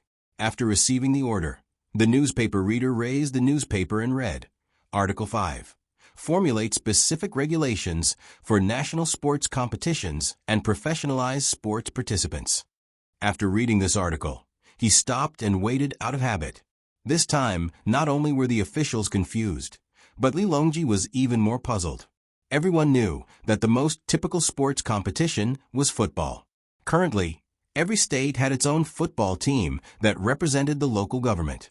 There were two best stadiums, one in the capital and the other in Luzhou. Every state had their own stadiums. The wealthier places had better stadiums, while the poorer places only had stadiums for appearances. Some did not even have a lawn. Apart from the government, there were also private companies that were interested in forming their own football teams. There were even people who liked to play football who formed their own teams and played with others. Naturally, football was not the only sport competition. There were many other sports such as badminton, billiards, track and field, swimming, and so on. What puzzled the people in Hanyuan Hall was why it was included in the government's decree when it was usually done for fun. Would it affect the country if it was done well or not? Hence, those who were confused looked at Zhang Zhong, hoping to get some information from him. Zhang Zhong was also confused. He looked at the other person and gave him a I don't know expression. I'll ask Xiaobao later. Read it. Li Longji gave up on the idea of figuring it out for now. Article 6. Lift the restrictions on the purchase of lottery tickets, further crack down on private gambling houses, and increase the number of sports lottery tickets, the newspaper reader read out. Everyone understood the meaning of this article. In the past, buying lottery tickets depended on other people's wealth and income. The original plan was to control gambling, but Xiaobao and Cuckoo realized that they could not control it. Since there were too many private gambling houses, since they could not control it, they might as well reduce it. Instead of letting the local people earn the money, it would be better for the court to take it. At least, it could be used for public welfare. The pursuit of profit was difficult to eliminate since ancient times. After a while, they thought that Article 5 might serve the purpose of Article 6. There must be rules to increase the number of lottery tickets. Otherwise, how would they sell the tickets if they stopped after 2 rounds? Li Longji gestured to the newspaper reader. The newspaper reader continued reading. Article 7. Encourage craftsmen to create their own skills, improve the technology protection law, strictly unify weights and measures, and reformulate the craftsman's skills assessment standards. Article 8. Increase food quarantine standards and gradually improve the implementation of food classification. Article 9. Implement the minimum income protection plan for migrant workers. There will be no upper limit on migrant workers' income. Formulate a standard for migrant workers' one-day working hours. Overtime will be double the wage. Increase the cycle of migrant workers' work and rest standards. A week of 7 days, with 1 day off in each cycle. The 10th rule. Wait, this subject has something to say. Yuan Rong stopped the newspaper reader. He turned his head and asked the emperor, "Your Majesty, this subject doesn't understand. The officials have a rest. If the workers also rest, it's like building. If they rest, will the construction stop? Or when the ship is unloading goods at the dock, will it stop when it's time to rest? Should we stop?" Li Longji wasn't sure either. It was mainly because it was too sudden, and he didn't have much time to react. After pondering for a while, he said, "You can take turns to rest. Or you can also work overtime like you do on a single day. As for why it's 7 days a week and not 10 days a week, I guess it's based on the Sunday of a certain place." Li Longji seemed to be quite knowledgeable. He knew about the Sunday. If he took a day off every 10 days, perhaps Xiao Bao and Cuckoo would think that it was too long. Yuan Rong nodded and asked again, "If everyone takes a day off, won't it indirectly reduce the Tang people's work time, and thus reduce the production? What is the classification of the migrant workers? Do the farmers also need to rest?" There will be a supplementary explanation. It should be sent here before noon today. Zhang Zhong stood up and explained. Even now, he still didn't understand why his son and daughter-in-law didn't send the detailed explanation first. Instead, they made the others wait. "That's fine." Yuan Rong didn't ask any more questions. Instead, he said, "I've thought about the 9th rule a bit. It means to protect the people who work for them. They're worried that the employers will exploit them. But this way, the employers will be very selective when choosing people to work for them. Only in this way can they guarantee greater benefits. So many people with professional skills, when faced with this situation, won't they lose the opportunity to find a job? While protecting a portion of the people, they are actually harming a portion of the people. How does this work?" The officials all frowned. If it was in the past, perhaps some people would think that this matter didn't concern them. But now they couldn't. The imperial court needed efficiency, and it also needed a civil servant to have a sense of responsibility. If they dared to be perfunctory when it came to official matters, they would definitely be taken down. As development sped up, there were more and more things to do, and the connections with the local authorities were also closer. Every day, every department sent out telegrams non-stop. There were always some matters that needed to be resolved. It was impossible to return to the leisurely days of the past. There were already many officials who couldn't ask for leave to go out with their families. Li Longji was very satisfied with the attitude of the officials in the imperial court, but he also couldn't think of a way to resolve the problems and contradictions that Xiao Bao and Cuckoo had come up with. Just as everyone was actively thinking, the person reading the newspaper gathered his courage and said, There is a 10th rule." "There is? The 10th rule? Read it." Yuan Rong said, overstepping his authority. Li Longji didn't have the heart to care about such a small matter, so he nodded. "The 10th rule is that the local authorities will increase the expenditure on vocational skills training. In the past, the local authorities would passively accept the training of people looking for jobs, but they would actively require people to participate in the training. For example, the people who work at the docks will need to undergo basic training on the use of docks tools, so that they can understand the use of the tools and properly allocate their strength." The person reading the newspaper read out, "That's more like it. At least there's a supplement to the previous rule." Xiao Bao and Cuckoo saw that the national treasury had too much money, so they helped to spend it. Li Longji said with a smile. The others nodded in agreement. Indeed, the national treasury's money was placed there and couldn't be spent immediately. The income of the past 2 years had increased too quickly, and it had broken the previous mindset of spending money. Moreover, the local officials didn't blindly ask for money to be spent for corruption, so the money could be used reasonably. However, new spending projects hadn't been found yet. It couldn't be said that the money couldn't be spent carelessly. The simplest way to spend money was to repair roads and river embankments. If they were to spread out throughout the country, the national treasury wouldn't have enough money. It might seem like a lot, but if one wanted to build roads, bridges, and river embankments at the same time, even if they threw in a fifth of the money, they wouldn't be able to build them. However, the problem was that there were other policies supporting the construction of roads. It was that the merchants would build them and then charge for them. The merchants were very active, and some logistics companies even worked with others to build roads. They needed to quickly ship out their goods, and after some calculations, as long as the fees collected from the roads and bridges exceeded the interest of the Great Tang Bank and the depreciation of the currency, it would be a very good profit. For the time being, it seemed that the recovery period was just a little longer. There were some that took 5 years, some that took 7 years, and some that took 10 years. As for those that took more than 10 years, because the roads weren't built that well and had to withstand the pressure of hundreds of tons of carts, those that took 10 years were already very good. The far-sighted merchants liked to build roads and bridges. They could see how fast the Great Tang was developing, and the more advanced and practical the technology was, the more the people would earn, and the more goods there would be. So they needed more circulation.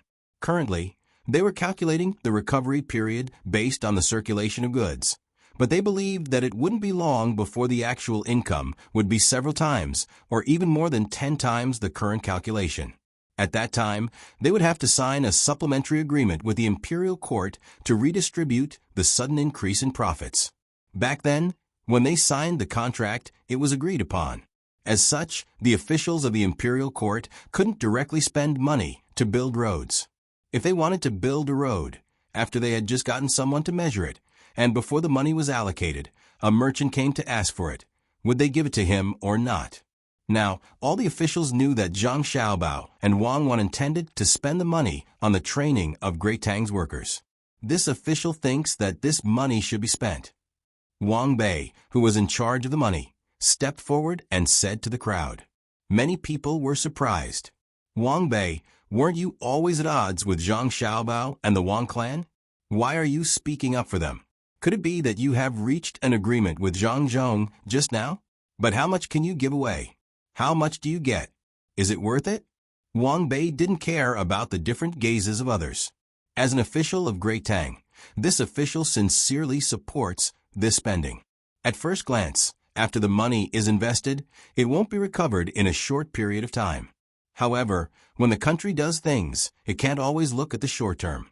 Just like Zhang Xiaobao and Wang Wan's Chaoyang operation, now that the merchants are providing the money, our country's national treasury can support it even without the merchants. It's just to let the merchants remember the basic moral requirements of being a person at all times. I believe that everyone has seen it now. 10 years, 10 years. How are the lives of the people of our country? How many of them are educated? It's not like in the past where it was difficult to understand government decrees. As long as the government posted the notice, the people would be able to understand it. Knowing the affairs of the country and discussing them, knowing the law and abiding by the law, learning the material and applying it, understanding the principles and taking the right path. This is the power of education. The little sapling that Zhang Xiaobao and Wang Wan planted many years ago has finally grown. I believe that in another 10 years, in another 20 years, the talents cultivated by our country's education alone will be enough to easily suppress the other countries and make them unable to raise their heads. This is the cultivation of children, but now it's the cultivation of adults. It's the cultivation of people who missed the education period 10 years ago. 10 years later, everyone think about it. When all the craftsmen have their own skills, what will our Great Tang be like then? After Wang Bei said this, those who previously had other dirty thoughts began to admire him. At this moment, his back was straightest. He put aside his personal grudges and spoke from the perspective of righteousness. Even if he was an enemy, he would gladly do it. Then, the officials began to consider according to Wang Bei's ideas. This was especially so for those officials who had seen outsiders. They deeply felt the envy and yearning of the people of other countries for Great Tang's education, as well as the fear and desire for Great Tang's technology. Li Longji sighed in relief and nodded. Good, I also feel like I'm in a dream recently. I almost can't believe that this is what our great Tang is like. Come, bring me the newspaper. I'll read a few articles.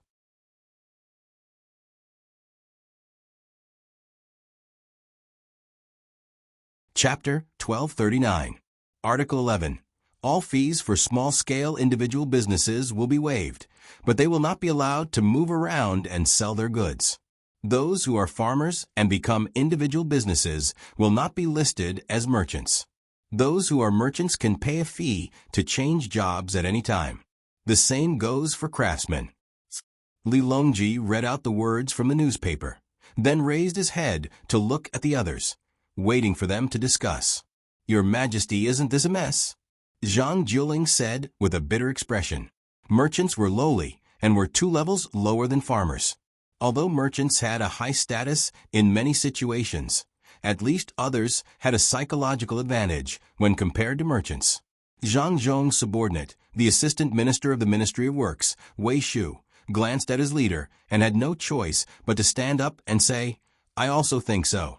In the past, farmers and workers tried not to do business because of the issue of origin. Now that they can change jobs as they wish, isn't this encouraging everyone to do business instead of production? What do you say, Official Zhang?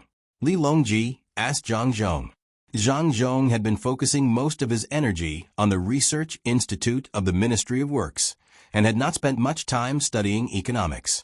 Hearing the emperor ask, he shook his head and said, I don't know. You're not as good as me, Li Longji teased. As soon as these words came out, the others were speechless at Zhang Zhong. His Majesty did not always say I in private, but this was a court meeting. Wasn't it too frivolous to talk to Zhang Zhong? Yes, I'm not as good as you.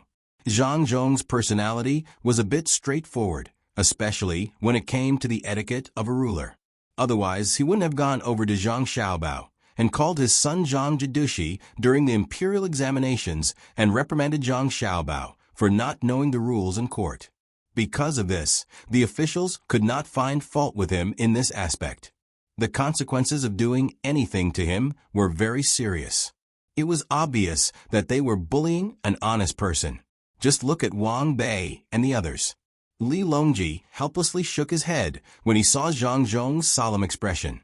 He couldn't understand why Zhang Zhong couldn't be more tactful. Why couldn't Zhang Zhong be more tactful? Why couldn't he make small talk or flatter him? That would make him seem more amiable. If she insisted on being stubborn, how many people would have attacked her if she didn't have her son and daughter-in-law behind her? But this was fine as well. If others were attacking him, he could use him without worry. This was the sort of person who, when asked if he had betrayed the great Tang with a blade by his neck, would do his best to turn his head, pledging his loyalty to the country with his life. All right, since you don't know, I'll ask your son's adoptive father to tell you. Li Longji looked at Gao Lishir. Gao Lishir was a eunuch. Normally, he was not supposed to speak during court meetings, but speaking in private was very useful. Now that his name was called, he had no choice but to stand up. Gao Lishir smiled at Zhang Zhong. Zhang Zhong hesitated for a moment before returning a smile. He really wanted to stop Gao Lishir, but after thinking about it, he realized that this was not the first time Gao Lishir had spoken. Moreover, Gao Lishir was able to reason with him. If he stopped Gao Lishir, he would be jealous of him. Since His Majesty has asked me to say it, I will show my incompetence. Everyone, just treat it as a joke. If there is anything wrong with it, please laugh it off. Gao Lishir said humbly. None of the officials dared to treat him as a joke. Treating him as a joke would be a real joke.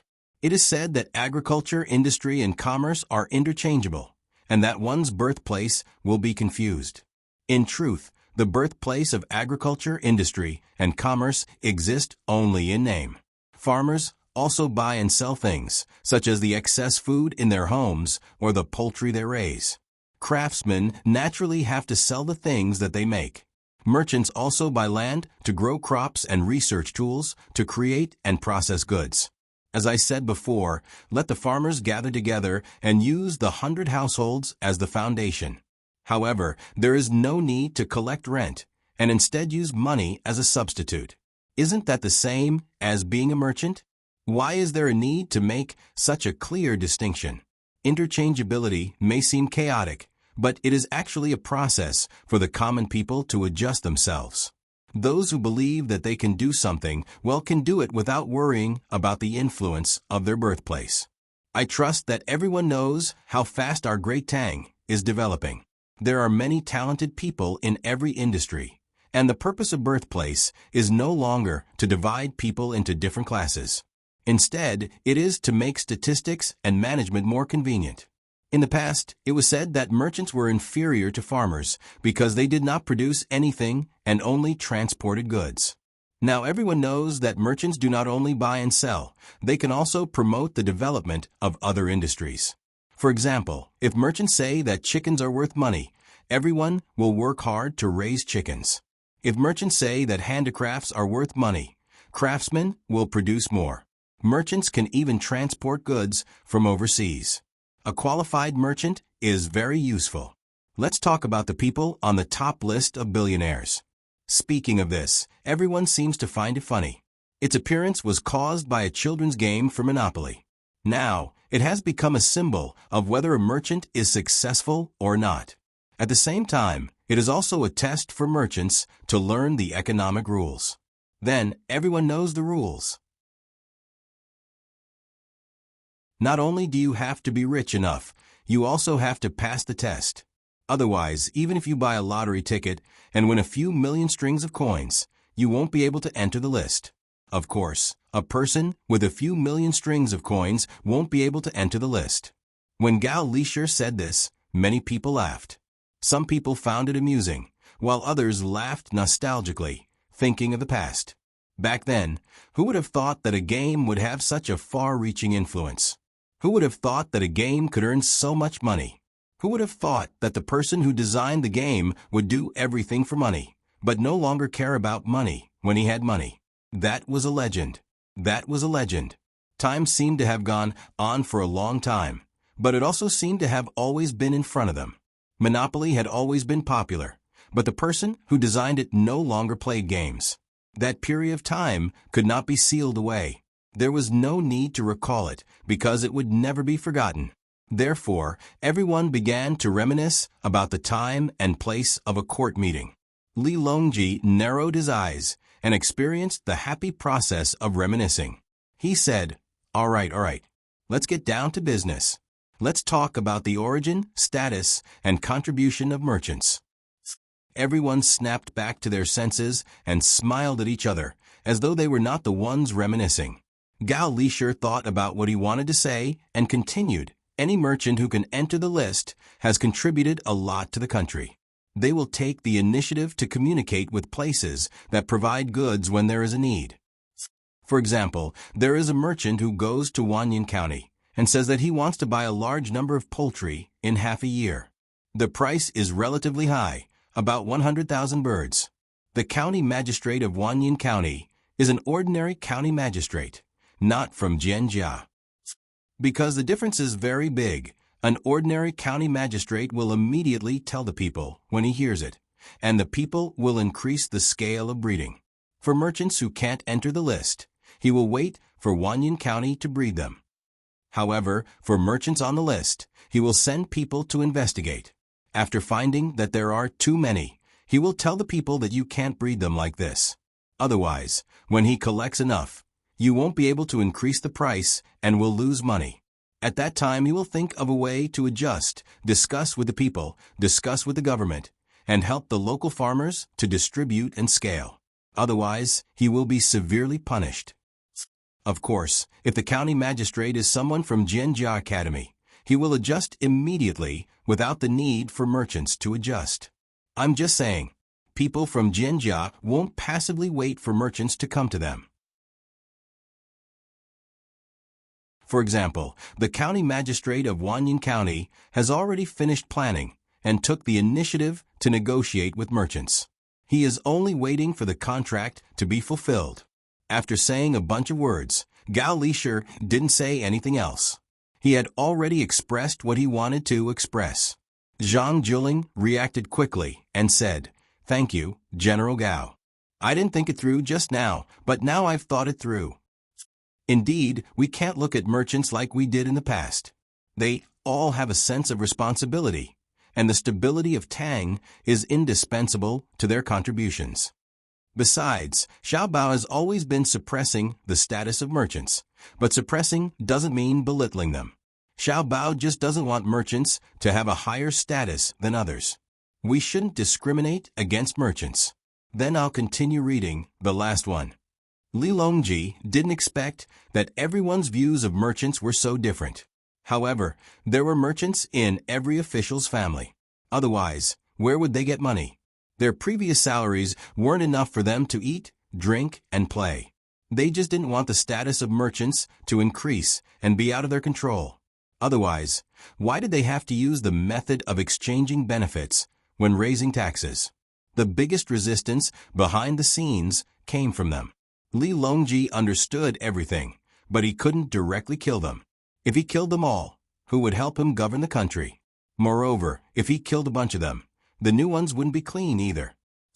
Article 12. The local government will set up a county-style carriage company. 90% of the Great Tang's army will be eliminated and used for transportation. At the same time, the postal department will be integrated, and a uniform stamp will be issued. A uniform fee will be set for the weight and distance of mail. After reading the last article, Li Longji put down the newspaper and picked up his teacup. However, he didn't drink from it. Instead, he used the lid of the teacup to sweep the water. The civil and military officials, on both sides, once again entered a state of contemplation. Some simply returned to the small table at the back and sat down to drink tea. There were chairs and tables behind them, but there was only tea on them and no snacks. They could sit there from the start of the court session. The main reason was that the people at the front didn't sit, and the people at the back wouldn't be able to see the emperor if they sat. Moreover, they didn't have such treatment in the past, so they weren't used to it. The discussion today took too long, and some couldn't stand and had to sit down to rest.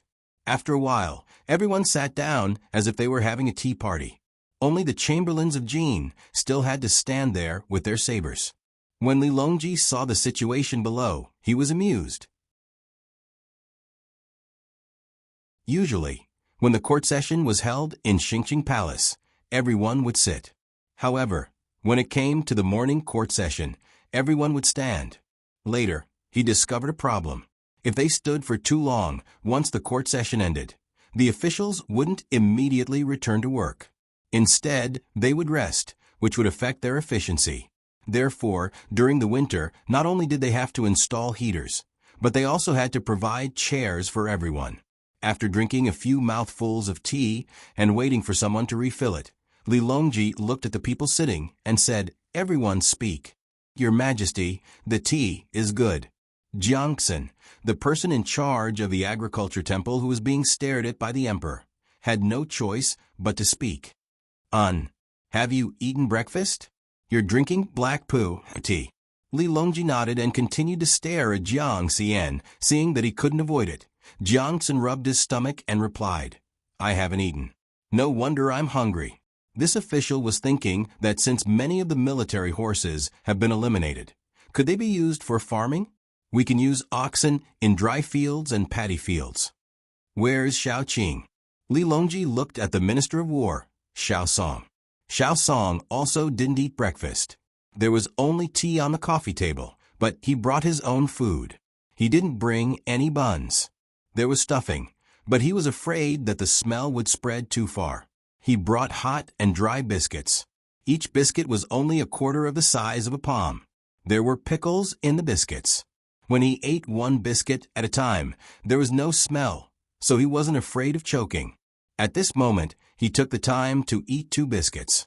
Before he could swallow them, he was called. It must be said that martial artists were also quick-witted. While chewing, Xiao Song quickly picked up the cup of tea and gulped it down. Then he sighed and said to the emperor, "Your Majesty, this is indeed a famous poo or tea. It's very tasty." Li Longji smiled and nodded. "I still have hibiscus cakes. Xiao Qing, do you want to try some?" No need, this official isn't hungry. Speaking of the military horses, this official is only worried about one thing. After the military horses are eliminated, will the remaining ones be enough for war? Although there are guns and cannons now, and there's no need for soldiers to ride on horses and charge with swords, transport still needs to be used, right? Cannonballs and bullets, as well as food and medicine. Xiao Song rubbed his chest as he spoke. Just now, he had swallowed too much and choked. However, he wasn't afraid that the emperor would see him eat. It was normal to eat in the morning court, but if he was caught, he would be embarrassed. It would appear that he had no ability to steal food. Is there anything else? Li Longji asked. No. Xiao Song put down his hand that was rubbing his stomach. He felt much better. Then you don't have to worry about this. Xiao Bao and Cuckoo have already discovered that the cannibals have gathered no less than 30,000 cavalrymen at the border of the two countries. They said that the Arabian horses are more useful, and they want to take them by surprise. Li Longji explained. Xiao Song raised his hand and scratched his head. This official knows about the border. 30,000 cavalrymen is very difficult to take down, right? If you fire the cannons, the cavalrymen will scatter. If you use the guns, when the enemy charges, you must kill the horses in front. Then, the horses at the back will trip or take a detour. When you take them down, there won't be many left. That's their problem. If they can't take them down, they'll think of other ways. In any case, they said that it's enough to leave 10% of the military horses. Li Longji also didn't know how to take other people's horses. I don't understand. I don't understand. Xiao Song shook his head and didn't say anything else. Li Longji didn't care what Xiao Song was thinking. His gaze continued to sweep across the officials below. This time, there was no need for him to name names. Yuan Qianyao, who was very close to him, put down his teacup and asked. In the beginning, there was only military mail and no civilian mail. Later, Xiao Bao and the others set up one. Then, there were private companies in other places. Relatively speaking, it's still considered standard. However, the mailing locations can't cover the entire country. Will the newly established mailing department steal their business? This official has the same question, Yuan Rong echoed. Xiao Bao's intention might be to steal their business. After all, their coverage is small, and their information system isn't as complete as the imperial courts. Xiao Bao didn't let his own intelligence department participate. Li Longji didn't understand what was going on, so he wanted someone to help him analyze it. At this moment, Zhang Zhong was annoyed. He still had things to do in the Ministry of Works, so he said this official will immediately get Xiao Bao and the others to send a detailed explanation. We'll look at it when the time comes and discuss it. In the end, we still have to do according to what's written in the newspaper. Why bother? Only Gao Lisher understood what was going on. As long as Her Majesty encountered something that Xiao Bao was involved in, she would definitely consider it carefully and think of a way to scheme against Xiao Bao. It was a habit that had been formed over many years. It wasn't easy to change it in a short period of time, and perhaps it would never change. The officials nodded. They were also vexed. Seeing that no one was helping him, Li Longji sighed gloomily. Court is adjourned. I'll get the imperial kitchen to send each of you a boxed meal with 2 meat and 2 vegetables, so that you won't feel uncomfortable secretly eating below. If it really doesn't work out, set aside a quarter of an hour during morning court to eat in the hall. Those who came early can come in to eat.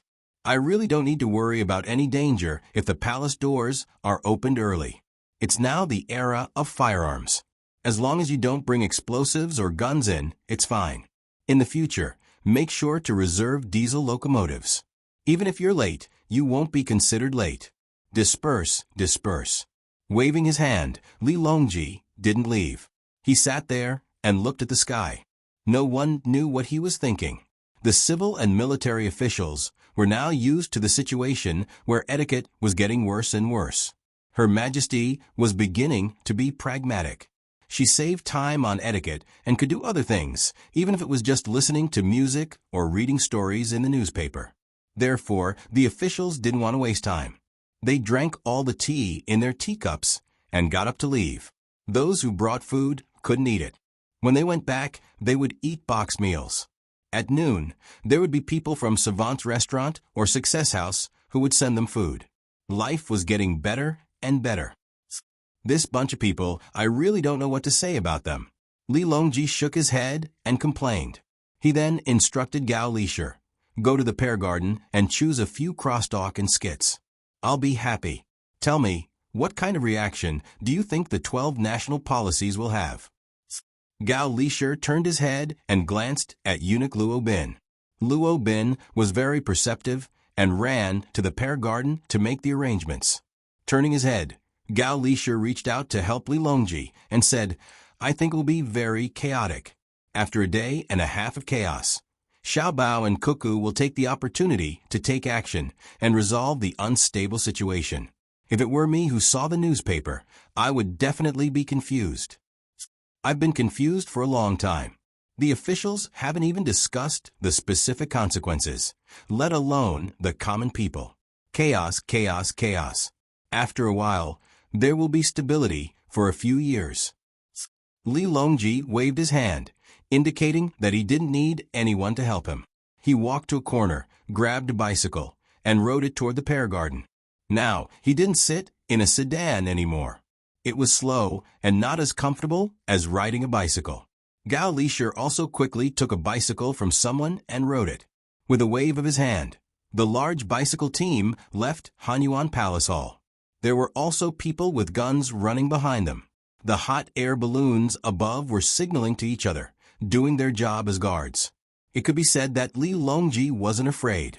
The palace and the main streets were illuminated by large light bulbs. The hot air balloons in the sky were on alert. There were also many hidden sentries who could come in and assassinate him. When reading the newspapers in the morning court, the major prefectures had already begun to post the newspapers. There were also people who delivered the newspapers to the various counties. Those who were too far away could only see the newspapers at night. As for the villages that were further away, they had to be weekly or monthly. In any case, there wouldn't be anyone who would go out of their way to deliver the newspapers every day. The commoners who didn't subscribe to the newspapers at home all gathered at the bulletin board. Those who subscribed to the newspapers also gathered in front of the bulletin board. In fact, there were many people who subscribed to the newspapers in the prefectures. This was because, in the end, they didn't lose money at all. Moreover, by cutting out the parts where there were discounts from the merchants, they had an overall advantage. The first few pages of the newspapers were content, while the back pages were filled with advertisements. The merchants who placed the advertisements would bear the cost of the subscriptions. Furthermore, it wasn't that wool came from the sheep's back. The price of similar products was the same. If they placed the advertisements in large quantities, they would earn this portion of the money. If the quantity was large to a certain extent, the price could be lowered when the goods were purchased. This would cause the merchants who didn't advertise similar products to not have to pay extra, but they would earn less. The law of the market was just that interesting. Of course, the Yaman's bulletin board couldn't put the advertisements on the front pages. They only put up the useful ones at the front. There were 2 copies, and both sides had to be displayed. The commoners who weren't in a hurry to work basically liked to look at the bulletin board in the morning. They would chat with others and discuss the state affairs.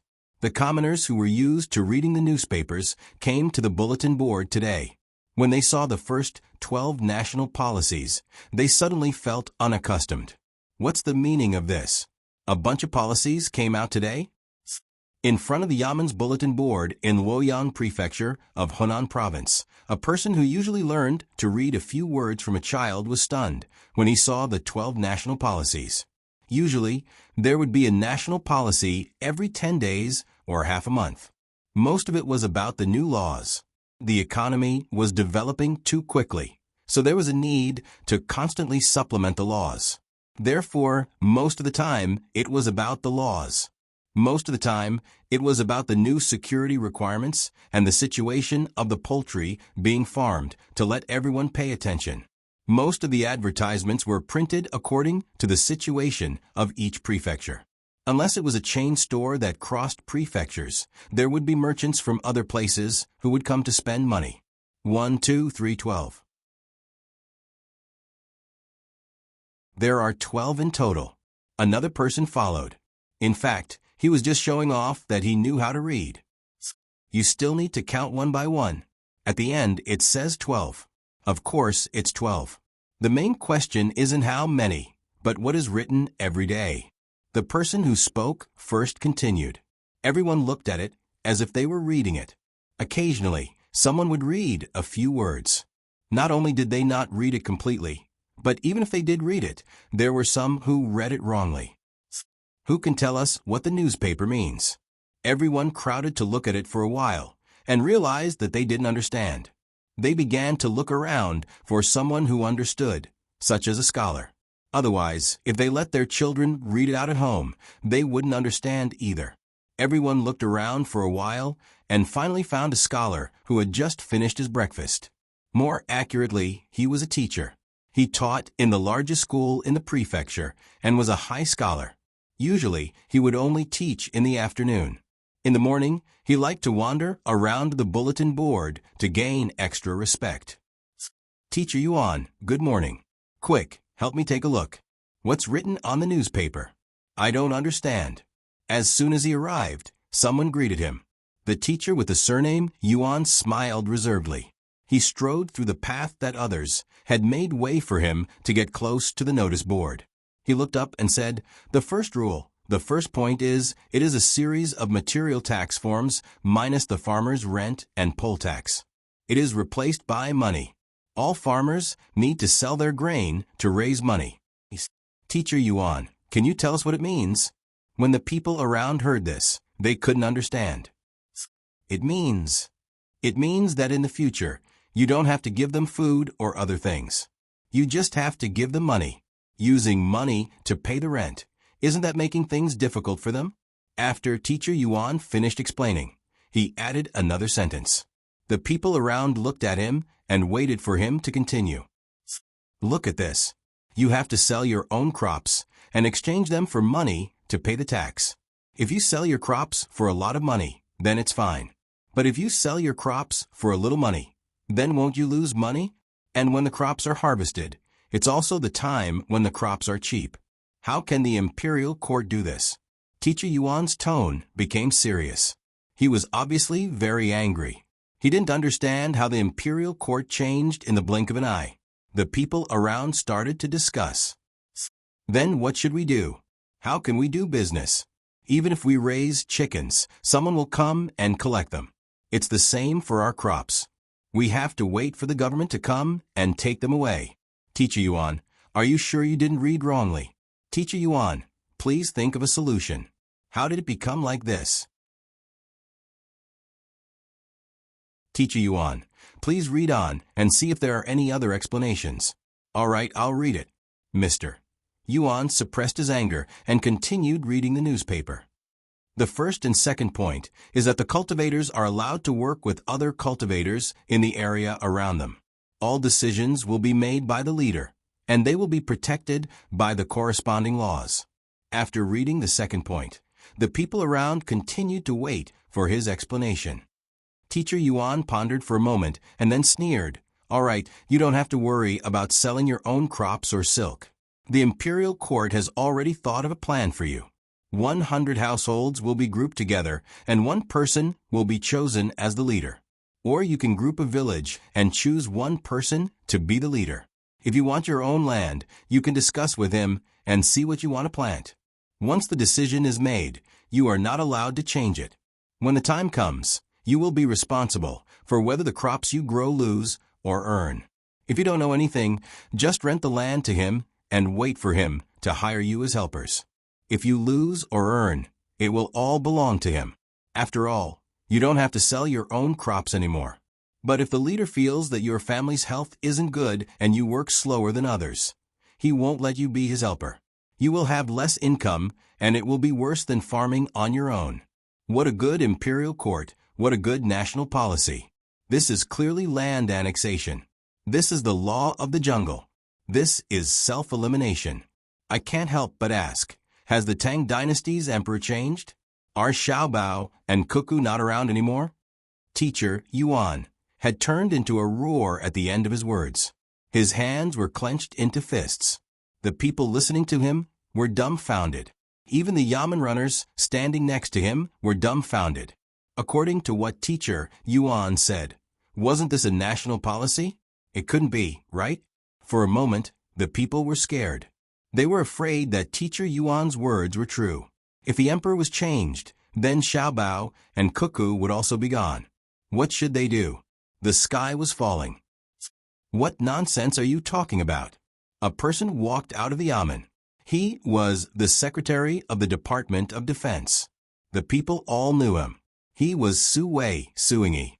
Secretary Su Wei's eyes swept over the people and Teacher Yuan. He said, "Look at the back." The 12 national policies were written by Xiaobao and then unanimously passed by the imperial court. What happened? Do we need your money to see a doctor? Don't let children go to school for free? Don't you have a place to complain? Can't you eat and starve to death? Don't you have a single old man to take care of?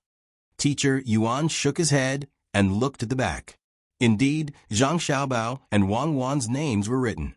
There was also a seal. He was even more puzzled. If it was Xiaobao's policy, why did he allow for the annexation of land? Furthermore, he used the first point to speed up the annexation of land the next day. The people around were not as worried. When they heard that it was Xiaobao and Cuckoo who wrote the national policies, they were relieved. Then someone asked Teacher Yuan, "Teacher Yuan, did you think wrongly?" You. It was clearly written. How could I think wrongly? I am a high scholar. How could I not understand such a simple thing?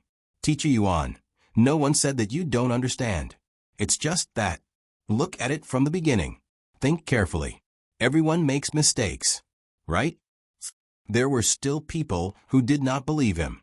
Teacher Yuan was so angry that he did not speak. He looked at Chun. Advisor Chow laughed and helped him out. It's just as Brother Yuan said.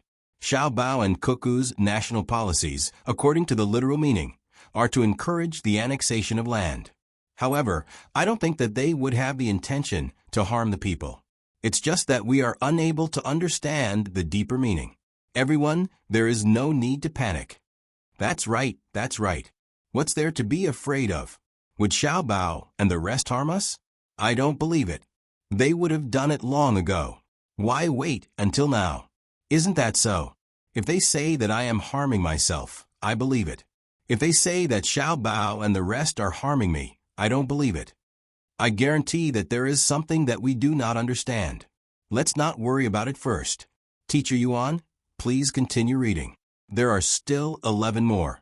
Teacher Yuan was clearly in a fit of pique and didn't say anything. I'll read it. Su Wei, who had already read the 12 national policies 3 times, stepped forward. Official Su, please continue with your work. Just find an official to do it. An official to do it is even busier. I'll read the same thing. The second policy, the Tang Bank will reduce the interest rate in one go and can increase the amount of loans in the future. Su Wei read the second policy out loud and explained it according to what he understood when he was reading the newspaper in the Yamen. The purpose is to tell everyone not to keep their money in the bank. Take it out and spend it. If you are not willing to spend it, the interest rate will decrease when you keep your money in the bank. There is no need to worry about the money you have saved before. Furthermore, it encourages everyone to work together to open a workshop and take a loan from the bank. The interest rate will be lower than before. Furthermore, the bank will have enough money for you to take a loan. There is no need to be afraid that the bank will not have enough money. But money will become less and less valuable. Teacher Yuan could not help but say. Su Wei shook his head. That is hard to say. Whether money is valuable or not depends on its purchasing power. not how much it can be spent. The second policy is just like that. Su Wei then read the third policy, which was military service, and the fourth policy, which was for students to work as volunteers. The people did not understand the first 2 points, but the third point did not matter. Being a soldier was much better than being in the past. In the past, they had to prepare their own weapons and armor, and they were not paid. Furthermore, there was only so much time every year, and they could still shoot to satisfy their cravings. The food in the army would not be bad, and after some training, their bodies would be strong. In case there was a need to fight, they could pick up a gun and contribute to the country. The fourth policy was for students to work. If they want to do it, they can just treat it as training. Don't study all day and become stupid. Su Wei then read the fifth policy. The people felt that this was good, and it would be more lively in the future. The sixth policy was for lottery. The people were indifferent. Only those who opened gambling houses were troubled. The seventh policy was for craftsmen to use the same ruler. The people felt that it was not bad. In the future, when making furniture, there was no need to worry about the different sizes. The eighth policy was for food quarantine. The people around the announcement nodded their heads. This was right. What if they ate something bad? The ninth policy was for workers to have a minimum wage. Good. In the future, if any employer dared to give them less, they could sue them. As for rest, there was no need for that, right? Rest when you are tired. Rest when you are not tired. Just wait and see. If you really can't do it, you can do it secretly. The 10th policy was for the government to train. In the past, they could go to the yamen to learn and then arrange for them to work. Now, they just had to go to the yamen. Perhaps it would be a waste of time. They did not know if there was a need for them to learn. The 11th policy was for sellers and stalls to not have to pay any money. Was there such a good thing? There was no management fee? All the money they earned was their own? The 12th policy was for them to send things to distant people in the future through the yamen.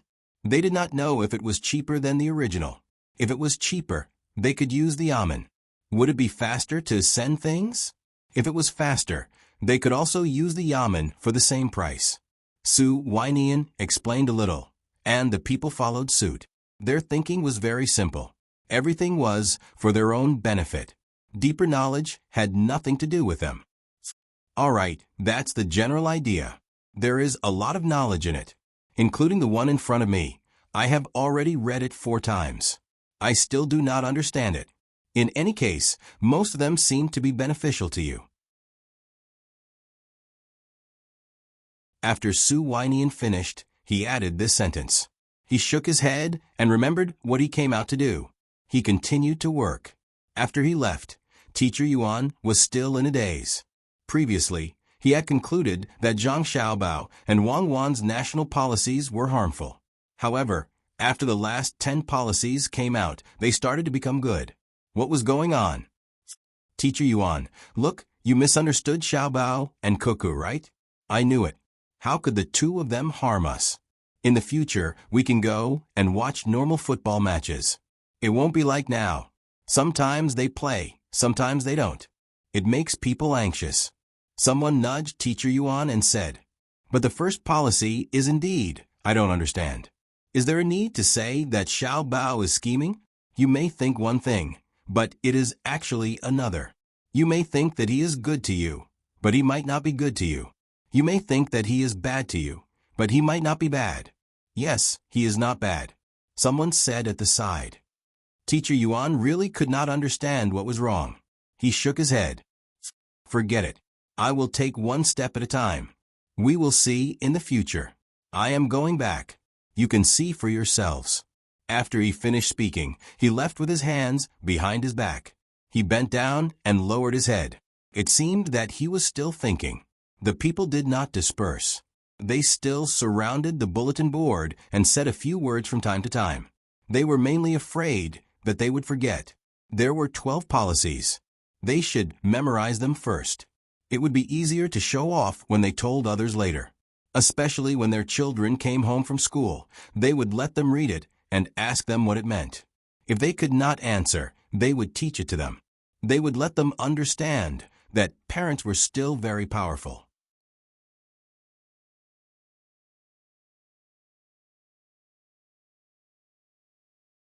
Chapter 1240. What are you going to perform tonight? Zhang Xiaobao asked Wang Wan as the two of them returned to the restaurant and waited for the news of the firing. Wang Wan thought about the few performances she usually prepared and replied, "How about I sing Xiaohongqian, song and dance? Then I'll sing Ocean's Laughter." Zhang Xiaobao followed suit. "Why don't you choose a few new songs? They're old songs that have been around for more than 100 years. There's nothing new about them for you and me," Wang Wan suggested. Zhang Xiaobao shook his head. "No. To us, there aren't any new songs. The so-called new songs have been around for a very long time. Besides, the popular songs of that time didn't even last for more than a few years. If we hadn't come here, I reckon that after a decade or so of normal time, the people of that generation wouldn't even remember the popular songs." "That's true. Then why do you still remember Xiaohongqian and Ocean's Laughter?" Wang Wan began to discuss this question with Zhang Xiaobao again. The two soldiers seemed to have forgotten that there were still several battlefields as they nervously prepared. It didn't matter if it was because they were confident of victory or because they didn't care. In any case, there wasn't a trace of the haze of war in the sky from them. Zhang Xiaobao thought about it and said uncertainly, "It's probably related to the mode." The two songs both use pentatonic modes, which is the easiest way to resonate with the human body and make it easier for people to grasp the intervals. Am I right? How would I know? Anyway, the Europeans like a different kind of structure, influenced by the 12 equal temperaments. It's mainly early church music, which generally pursues overtones. Later, due to the hard work of the colonial era, there were black elements in America. Under the influence of European music, rap music was added. Rap music is popular not because of the good mode, but because of the strong sense of rhythm. Different from the mode that affects the human body's body structure and voice resonance, the biggest influence is the human body's blood flow and heartbeat. It can be said that they lead to the same destination by different means. Wang Wan analyzed the relationship between the existence of music and people from another perspective. Zhang Xiaobao thought about it, but he really couldn't come to a conclusion. He could only return to the original topic. "Then, are we still going to sing Laughing at the Mortal World and Laughing at the Sea?" "Sing? Why wouldn't I? The Three Strokes of Plum Blossoms is even more old-fashioned. Haven't there always been people who like to listen to it? There are a few songs in Carmen. Let's not talk about that. In the past, someone actually said that Sister Zhang sang better than the original version. Why don't you sing the Matador song from there?" Wang Wan had always liked the original version. She felt that the original version not only put in a lot of effort at the beginning, but also had a contemporary feel. "I'm not going to sing. I don't like narrative songs. I've realized that the difference between China songs and Europe songs is that they focus on the details. Just like language, drawing, and so on, China songs focus on depth and connotation. When singing, Europe wants to directly express their delicate emotions through their voice, while China's songs focus on touching the inner feelings. Their ideologies are different, so it's very difficult to perfectly integrate them. If one day they really integrate, it's China that embraces them, not them absorbing China. The simplest example is the division of land. Their large land is divided into small pieces, divided into different countries. If it weren't for special geographical restrictions, it would be impossible for such a situation to exist in China. They would have been annexed long ago, or they would have been annexed by others. That's why our Chinese people are a nation that loves peace and stability. We don't like to divide a piece of land into many parts, and then we're always on tenterhooks about fighting each other." Zhang Xiaobao talked about ideology for music, and then praised his own nation. Wang Wan was angry and amused. "We all know what that last sentence means, so don't say it. Okay, where are Xiao Bei and the others?" Zhang Xiaobao realized that he had been back for a while, but he didn't see his younger siblings. They're probably preparing for some performance. They didn't go out yesterday, saying that they were afraid that someone would attack them during the war. If they were hurt, it would affect us. The provincial governor invited them to Ijo school to take a look, but they refused. In their courtyard, other than teaching each other, they're assembling toys. Wang Wan smiled at Zhang Xiaobao. In fact, she wasn't worried about anything happening in Ijo. The guards she brought had firmly controlled the entire prefectural city. Her younger siblings were very sensible and stayed at home to not cause trouble for the adults. Xiao Bei and the others were currently in their courtyard. They weren't teaching each other, nor were they assembling toys. They weren't even preparing for a performance, like Wang Wan had said. They were reading newspapers, ignoring advertisements and stories, and studying the 12 national policies together. Xiao Bei's face was full of sadness. I can't see anything. It involves all kinds of aspects. It's a mess. Gap, this is the gap. Xiao Yuan supported his chin with his hand and nodded. There has always been a gap. I originally thought that the gap between us was gradually narrowing. Today, I realized that it was because our older siblings didn't use their full strength. The more I think about it, the more my head hurts. Why don't we just assemble toys? Toys. Is research more important, or is playing with toys more important? Xiao Bei pouted. For us, playing with toys is the most important thing. We need to learn. We need to learn while playing, not reach the sky in one step. Reaching the level of our older siblings is just a dream, absolutely. Brother Xiaohai, what do you think? While speaking, Xiao Yuan flipped through a catalog with the names of various toys. She wanted to choose one to play with. They had a lot of toys, so many that they could fill up a large room. They were divided into many types, and each type of toy required them to treat seriously. They contained all kinds of knowledge. Even the simplest pushcart game had to be played with brains after adding in the rules. But at least they were playing, unlike now, where they stared at the words on the newspaper and pondered over them.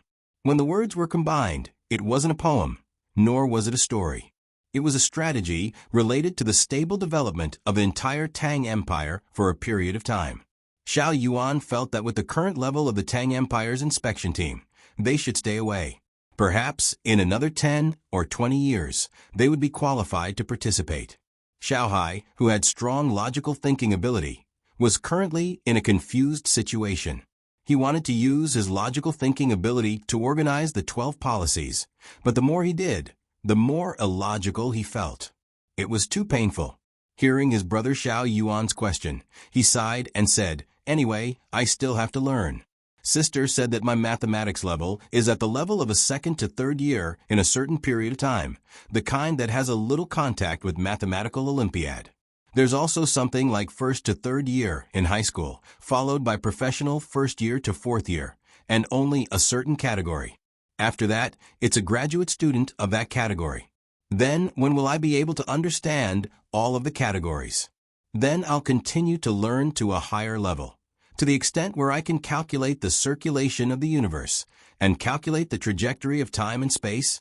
Sister also said that she can only teach me to the level of a graduate student in one of the categories.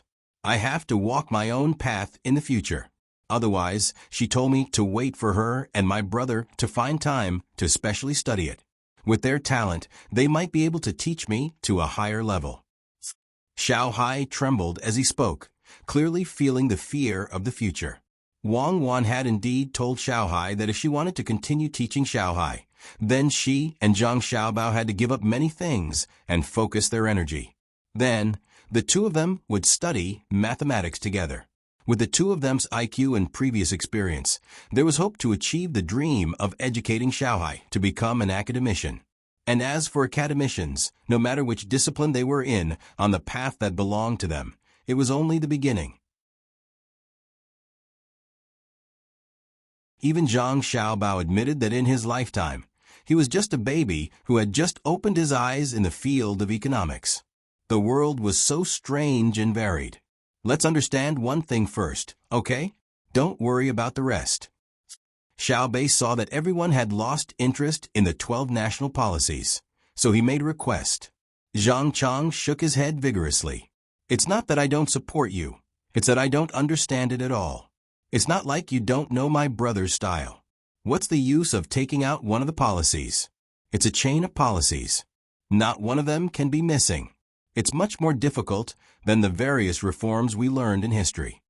That's right, that's right, Xiao Yuan echoed and said, after seeing my brother play, I know that the reforms of the past were really too simple. Let's play Monopoly, okay? Okay.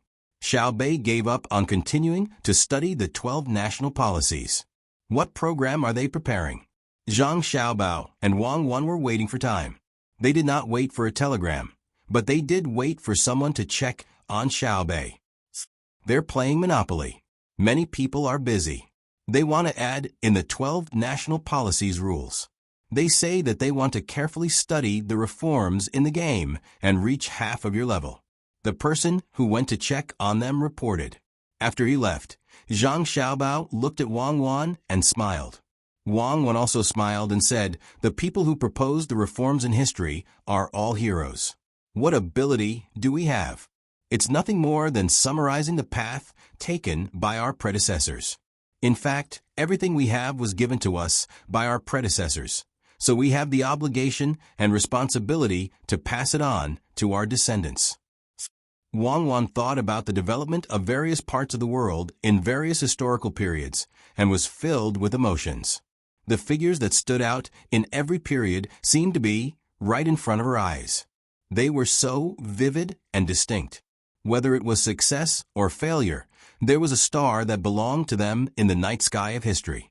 Zhang Xiaobao smacked his lips twice and knocked on the table with his hand. He said, that's why humans are more powerful than other creatures. The inheritance of human experience is systematic. Xiao Bei and the rest are really smart. They know that they don't understand, so they let people put the rules into Monopoly. As they play, they can feel the specific changes. This is an era full of vitality, and we have a lot of potential. What you can do is to invade, and you're encouraging me to invade as well. Wang Wan habitually attacked Zhang Xiaobao. We're spreading the seeds of civilization so that the people of the world can feel the abundance of spring and the harvest of autumn as soon as possible. And the heat of summer and the cold of winter, right? Reporting a call from the front. The vanguard of our First Army has engaged the garrison of the Akangdo. They're advancing at full speed under the cover of artillery fire. While Zhang Xiaobao and Wang Wan were leisurely chatting, a person who was guarding the telegram ran in and reported to the two of them. Okay. Zhang Xiaobao was very happy. They were finally fighting.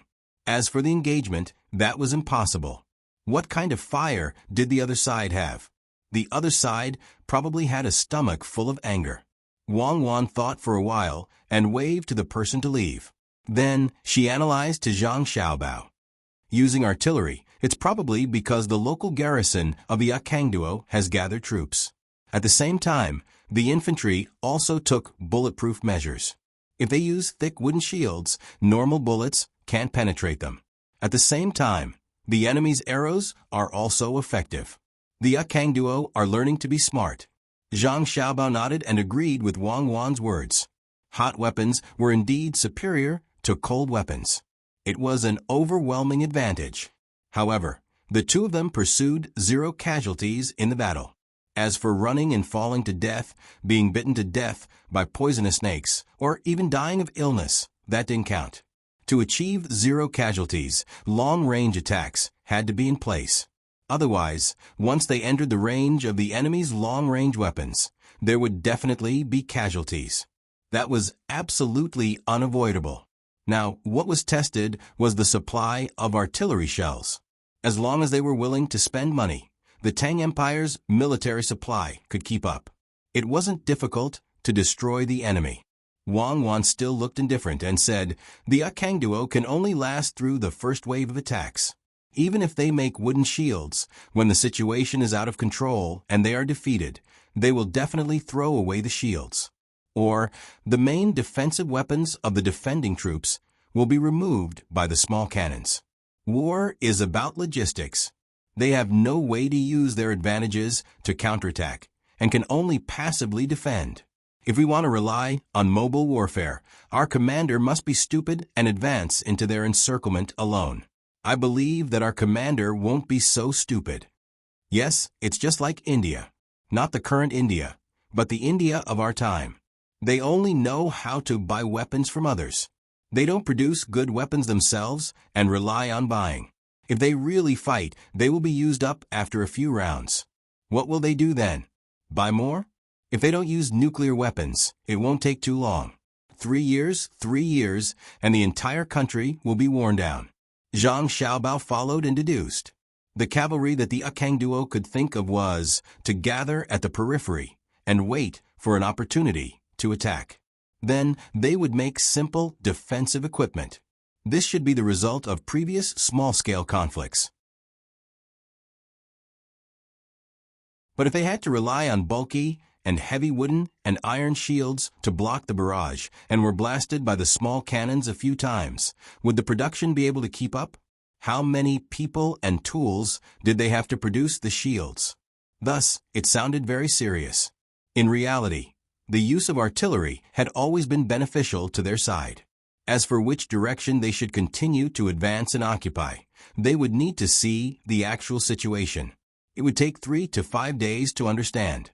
They're not going to fight a blitzkrieg, right? Zhang Xiaobao asked again. Relying on infantry to fight a blitzkrieg?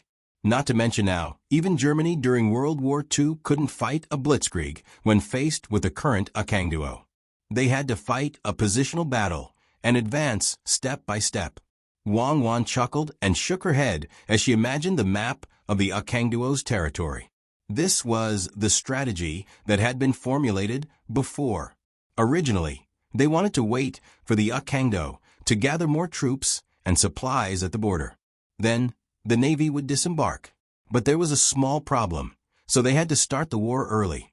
Even if they started the war early, they had to take it slow. They had to give the Akang duo the illusion that the Tang Empire was attacking from land. The Akang duo probably wouldn't think that the Tang Empire would play a land battle. So what we're waiting for now is Junla's movement. I've been angry this whole time. Why did they have to wait for us to start the war? When their people go back, they'll give us some trouble. I'm guessing that they felt that they had received a lot of rewards from the Tang Emperor this time. They think that we have to be on good terms with them because we want to fight. So they took the opportunity to indulge. But they forgot about the two of us. F***ck. They dare to bully the women of the Tang Empire. If I can take this lying down, I'm not a man. I'd rather not fight the Akang duo to let them understand what they can do and what they can't do. Zhang Xiaobao thought of the previous matter again. The more he thought about it, the more sullen he felt. Wang Wan's face was also cold. She gritted her teeth and said, "This is not over. Even if they don't resist and let us catch them, we'll have to punish them when we have time. After we complete the early strategic goal of fighting the Akang duo, you go and cripple Junla through economic means. I'll organize the troops. If they make a move, we'll go and kill them directly." Reporting, our troops in mud polo have broken through Guanyan City and are camping outside the city. At the same time, we're chasing the enemy who escaped from the city in the form of small troops. We're not going to get supplies from the city because we're afraid that the people in the city will play tricks. We'll continue to bombard or use explosives to blow up the walls in other directions of Guanyan City. Another person came in to report. Got it. Go and wait. Send back as soon as there's news. Who's in command in mud polo? They didn't send electricity when they attacked, and only told us when they drove people out of the city? Isn't this called the general on the outside can't obey the orders of the emperor? We'll deal with him later. That's referring to the situation when the communication system was not developed in the past. Now there are telegrams and various transmission points along the way. Would he die if he told us in advance? When Zhang Xiaobao heard that the city was broken and the troops were camping, he remembered to send a message and cursed angrily. Wang Wan looked at Zhang Xiaobao's expression and said with a smile, "That's our family's people. They probably feel that it's meaningless to tell us in advance. If they tell us in advance, we'll fight. If they don't tell us, we'll still fight. It's better to tell them after the fight. If it were the generals of the imperial court, they wouldn't dare to do so. It's easy to be accused of having bad intentions. Our family's people can be so flexible. They're clearly playing with us. I can't say whether it's good or bad to have such soldiers under us. Zhang Xiaobao also laughed. His family's people could do so because of Wang Wan's teaching. None of them were serious at all. Especially when facing weak opponents, they always like to show off. If he was right, what if something went wrong? If he was wrong, there were many such generals in history who were famous generals. All right, don't worry about him. If he can't fight, send a report to him in the middle of the night and scold him, Wang Wan said. He might not be able to sleep in the middle of the night. He'll definitely come up with some wicked ideas, like setting a trap or something to let more man-eating drillers do a night attack. Zhang Xiaobao analyzed this person's personality. That's possible, Wang Wan agreed. Reporting, our troops guarding Gamalabo have not found the enemy crossing the river to fight. They're now crossing the river. The vanguard has already passed by 15,000 people. Another person came in to report. Wang Wan frowned and muttered, "Then where are the enemy ships?"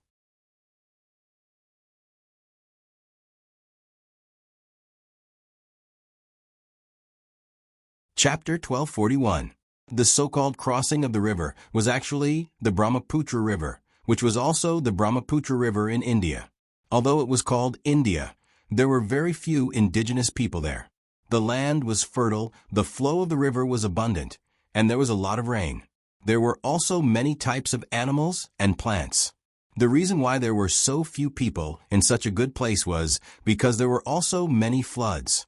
It rained almost every year, and most people did not have the courage to live there, especially the small rivers and tributaries. Because there were water, mountains, trees, and wild animals in the mountains, water could provide the necessities for people's survival. Thus, the cannibals treated this place as an important place to attack the Tang Empire. As long as the army crossed the river and continued north, some of them would die, and they would be able to reach Lhasa City. There were many good things in Lhasa City of Tibet, other than the Tang Empire's army helping them when they were affected by disasters. The usual things were all transported to Lhasa City by the Tang Empire and sold there. Tibetan specialties were also sent to the city and then transported to Tang by the merchants of the Tang Empire. Trade with each other and exchange what they needed. The original Tibetans had better days, and the Tang Empire also got what it needed. Compared to the previous war, the trade activities were many times better. Then, what exactly was there in the city that the cannibals coveted? First, there were various advanced tools for accurate calibration. Second, there was a small hydroelectric generator and 2 small wind generators. There was also a munitions factory directly controlled by Zhang Xiaobao and Wang Wan. There was a medicinal material classification center, a simple processing center, countless pressure cookers, endless salted eggs and century eggs, cloth and silk from the Tang Empire, finished medicines, and hundreds of tons of salted fish and shrimp sent over from Qinghai Lake. There were also books, seeds provided by the Senong Sea, and a large research branch set up in the area. There were barrels of soybean oil and high-quality white wine, cleaning products, skincare products, and iron ingots with good hardness and toughness. There was also a smelting workshop set up by the Tang Empire. There were 3 main telegraph stations, a substation for the Weather Collection and Measurement Department, a branch of the Institute of Disease Prevention and Research, a bookstore for the humanities and history editors, a breeding base for the military and police Tibetan Mastiffs, a breeding base for goshawks, and a farm for other animals and birds. These were all things that the Tibetans did not even dare to think about in the past. They were a bunch of things that could directly form a social development system. Zhu Zan of Child was still the local manager, and the Princess of Jincheng still treated him as a married wife. The difference was that Zuzanchita had thrown the idea of independence beyond the 9th heaven and buried it in the bottomless abyss. What he had to do every day was to help manage the merchants that came and went, and to learn all kinds of books from Princess Jincheng. On the other hand, Princess Jincheng was a woman of her word. Other than raising the child, she would instill the thoughts of the great Tang into the Tubo people. Occasionally, when she was in a good mood or feeling unwell, she would allow the other women to accompany Zhu Zan for the night. When the weather was good, the couple would travel to the capital of the great Tang Empire and see if they could bring back anything good. Thus, such a good city was targeted by the man-eaters. As long as they could attack it, even if they couldn't defend it, they could move the craftsmen, students, and other things back. However, the other places were heavily guarded, especially the Wuchang region in the north. Originally, there was a direct route that could easily lead to the original location of the Turkic Khaganate. But now, that place had become a training ground for the Great Tang. Small-scale conflicts were incessant, and all kinds of weapons were used for testing. In a situation where there was no other way, the man-eaters gathered an army of 120,000 and planned to sneak through the Brahmaputra River's sluggish basin. Then, they would cross the mountains and ridges to launch a surprise attack. The other armies in the other places would cooperate with them to feign an attack. Although it was called a feign attack, it was actually a suicide mission. The man-eaters' idea was not bad, and they were willing to pay a huge price for it, even going as far as to take a detour. According to the historical records that Zhang Xiaobao and Wang Wan knew, they had never done so before. But the current Great Tang was developing too quickly, so quickly that it was like a piece of cake smeared with honey in the eyes of others. Everyone wanted to take a bite out of it and then retreat, getting as much benefit as possible. It was much better than watching the Great Tang develop to its limits, and then turning around to bite them. Of course, if everything developed according to history, the Great Tang couldn't have sent scouts everywhere, especially the Brahmaputra River. If one went north, the geography was extremely harsh. Canyons, snowy mountains, and dense forests were not places that people should go. Man-eaters believed that they would have to sacrifice a lot to attack this place, but they would be able to catch the enemy off guard. Thus, they secretly built the ships. They didn't need ships that could be transported across the ocean, and they didn't need ships that could withstand strong winds or currents. As long as they could get the people to the other side of the river, they would have completed their mission. Man-eaters' calculations were not bad. In the past, if he didn't care about other battlefields and just concentrated his forces to attack, the Tibetan cavalry wouldn't have been able to hold. Now they no longer wanted to seek victory on other battlefields, even paying the price of religious compromise. But their opponent was not the original Great Tang, but the Great Tang controlled by Zhang Xiaobao and Wang Wan. The two of them would not allow their intelligence network to have a blind spot. No matter where the border was, regardless of the local environment, as long as there was a border, they would definitely send people to investigate. After the two of them received news of the man-eaters' movements, they also secretly sent their soldiers over.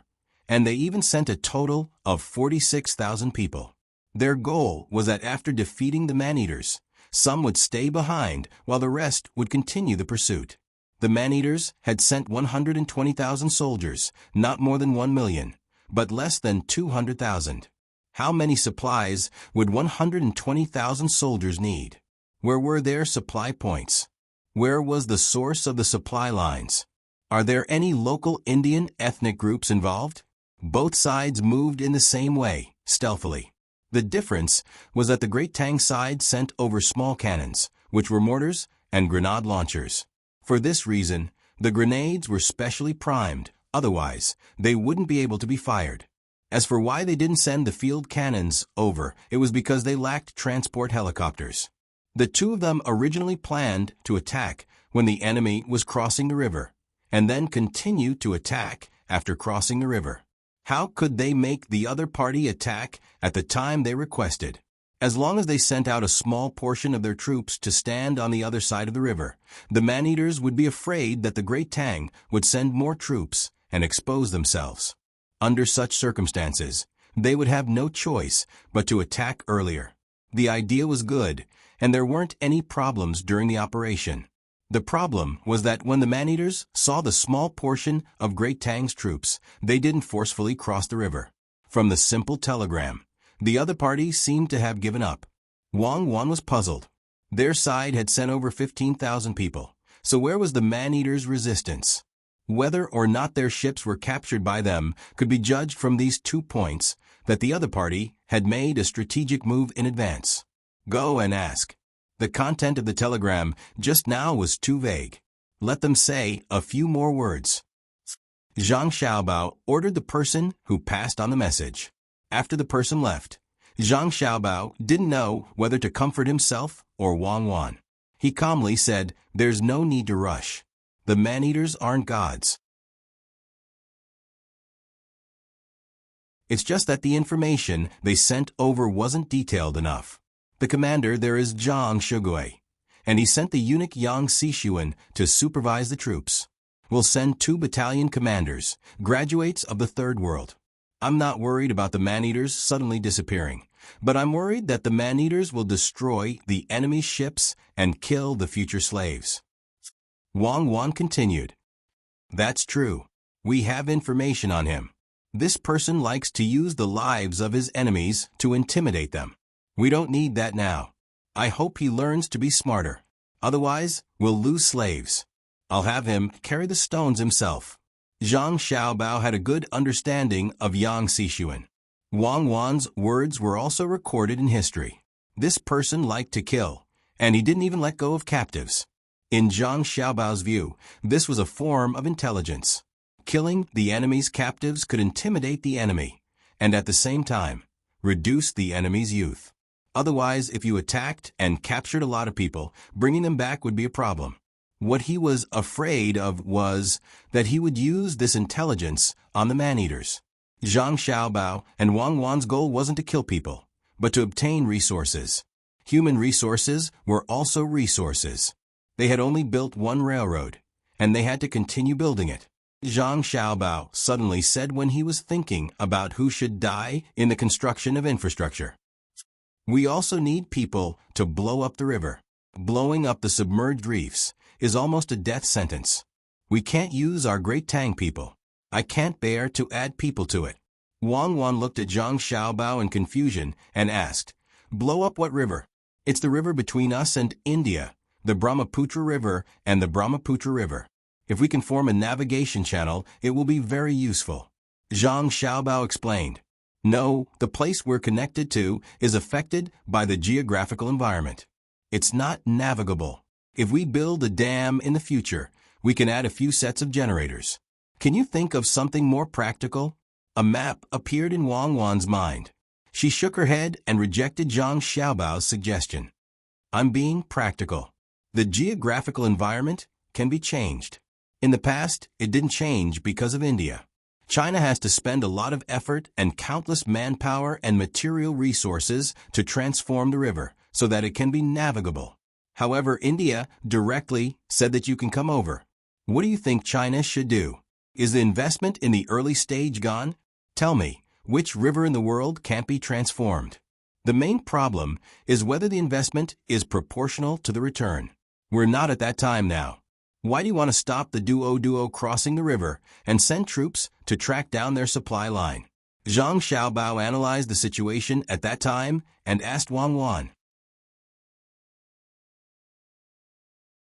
"I'm thinking that if someone in India gets involved, we can attack them, question them, and force them to admit their mistake. Then we can give up a line of the Brahmaputra River, including a certain area, on both sides. They can't control it now, and there are always floods. They think that by paying a small price, they can get the forgiveness of the Tang Empire. So we can occupy the river, just like the Qing Dynasty ceding land to pay reparations. Occupying the Brahmaputra River is occupying the lifeline. What's there to be afraid of floods? We can build a dam and slowly transform it. If we don't have the opportunity to occupy it, we will be struck by lightning." Wang Wan repeated the strategic intention that they had discussed before to Zhang Xiaobao. "That's right. Then why don't we transform the river together? We can't even think about building a dam to block the river within 10 years. It's better to open it to navigation. Who said that canyons can't be bombed? Who said that canyons can't be bombed? Destruction is always easier than construction. As long as we are willing to sacrifice the lives of others, I promise to bomb the river within a year and complete control of the entire river basin within 3 years. That's the entire basin of the Brahmaputra River and the Brahmaputra River. I've already thought about it. Capture captives and let them bomb the canyons and reefs for me. If they don't die after the first bomb, I won't let them go a second time within a month. If they don't die 3 times in a row, I'll directly give them a generous reward and let them get rid of their status as captives and slaves. Then, our country's people who lost their land through the 12 national policies can go there and give them a large piece of land on the plains created by the river. They can buy cattle from India. Anyway, India doesn't value cattle, so they can buy them for our people to use. If it rains heavily and floods are coming, our people can directly retreat and rush over. It's not a pity to rush over the land that was taken for free. If there's any harvest, it's ours. Zhang Xiaobao was in a state of almost sleepwalking, imagining the good times in the future. Wang Wan also listened with a look of yearning. When Zhang Xiaobao finished, she pointed at Zhang Xiaobao's head and said, "You really don't blush when you talk nonsense. India doesn't value cattle?" Value? I remember that Indians value the neem tree more. After other people plant it, other people can casually pick the branches and leaves of whatever they pass by and use it to brush their teeth. Can cattle be casually used by other people? Zhang Xiaobao said with a serious look. Brushing teeth is valued? Then cattle also needs to be valued, because Indians also use cow dung to brush their teeth. Say something else. I'm disgusted. Wang Wan patted Zhang Xiaobao on the shoulder. He actually led the topic to this. I'm disgusted too. Anyway, we have to occupy their livestock. The river has to be built, and people have to be arranged there. This is not called colonization. It's a normal migration, or it's arranged to a slightly more remote place to enjoy high-wage job opportunities. Zhang Xiaobao stopped himself from thinking about the habits of India and dreamed of planting his own land in other people's land. Report. The person who had just left came back and said to the two, "The troops guarding Karmanagpo have sent back news again. They found that there are many cannibals, large and small, and there are countless boats. When the cannibals saw our small troops, they suddenly panicked and scattered. Our troops took the opportunity to cross the river and chase them. The enemy ran on horseback and ran on 2 legs. The enemy also threw away a lot of weapons, some made of wood and iron, and some made of wood. There are also places where they live, some made of branches, some made of leather. They also drank from wooden buckets. Some were spliced together with pieces of wood, but most of them were hollowed out in the middle of a piece of wood. Most of the food they eat is also made of wood. There are..." Little Liang, get to the point. They foolishly sent back such detailed information. Why did you read it? Zhang Xiaobao glared fiercely at the person who reported. Did the daily habits of the cannibals need to be explained in a telegram? The person called Little Liang by Zhang Xiaobao smiled shyly and nodded. Okay, what Zhang Shogui mainly said is that they have already occupied the original camp of the cannibals. They just occupied it. Now some of the follow-up troops are left behind, about 5,000 people, and the others are crossing the river. The troops who have already crossed the river are chasing the enemy's scattered troops and capturing many prisoners, mainly to let the people who can speak the language of cannibals shout. General Zhang Shogui also said that a lot of the supplies of the cannibals are still there, not burned, and not protected by anyone. Zhang Shogui wanted to ask what to do next. He judged that the fleeing cannibals might look for grass roots to eat. Our troops only need to find a place with a water source to encounter the cannibals. But it is impossible for the fleeing cavalry to kill horses for food. It is more likely that they will run far away, at least to the next supply point on the supply route of the cannibals, or even attack the Indians to plunder survival resources and obtain physiological satisfaction. The main content of the telegram was relatively euphemistic, but the meaning was clear. The cannibals were defeated before the battle. Those are 120,000 people and 120,000 well-prepared soldiers. They ran away when they met our small troops? Madam, Do you believe it? Zhang Xiaobao asked. Little Yang, send back a telegram. Tell General Zhang Shogui to retreat immediately after a day's pursuit and defend the riverside. Use the resources provided by the cannibals as supplies. It is forbidden to kill prisoners for no reason, and it is forbidden to go in alone. Process the captured ships, and use the local resources to continue to build simple transport ships. Wang Wan instructed Little Yang. Little Yang did not ask any more questions and turned to leave the telegram. Wang Wan turned back and said to Zhang Xiaobao, I believe it. Winning a war is not a matter of numbers. We made a mistake and overestimated the cannibals. They wanted to launch a sneak attack on us. When they see our people, the first thing they think of is the advanced weapons and communications of the Tang army. They are afraid that if they run too slowly, the Tang army will call in more people to attack them. If a few of them run first, they will definitely lose the morale of the entire army. It's not like this didn't happen when the Japanese attacked China in the past. In the First and Second World Wars, this kind of phenomenon is really too normal. What I want to say is that if they run away, our strategic purpose will not be realized. Isn't it to kill the enemy's strength? After they run away, how many people can we catch in a day's pursuit? Zhang Xiaobao felt that the cannibals were not giving them face. What could they do if they persisted? Couldn't they learn how to attack halfway? It seemed that they could not. As long as the people in front of them passed by, the machine gun positions and artillery positions would be set up. The gap between weapons made many tactics useless. Wang Wan did not continue to explain to Zhang Xiaobao.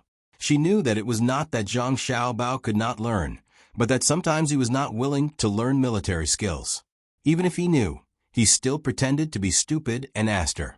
Wang Wan was helpless and happy about this.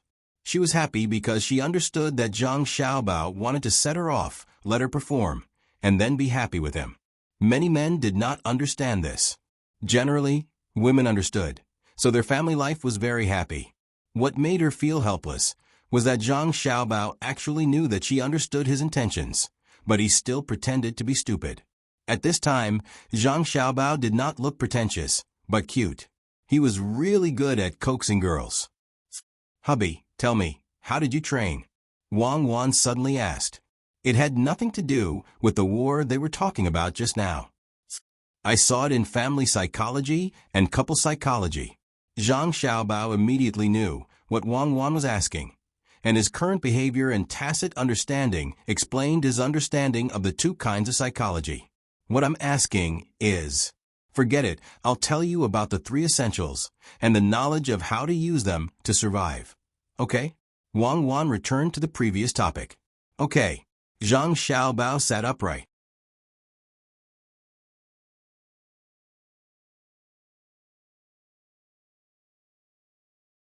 Chapter 1242. First point. Wang Wan raised a finger. Zhang Xiaobao looked at it seriously. When he realized that it was not the middle finger, he did not do anything else. To survive, the military structure cannot be lacking too much. Even if there is only one person left in a battalion, the structure is still there. Why is it a battalion and not a squad, platoon, or company? Is it because there are more people in the battalion?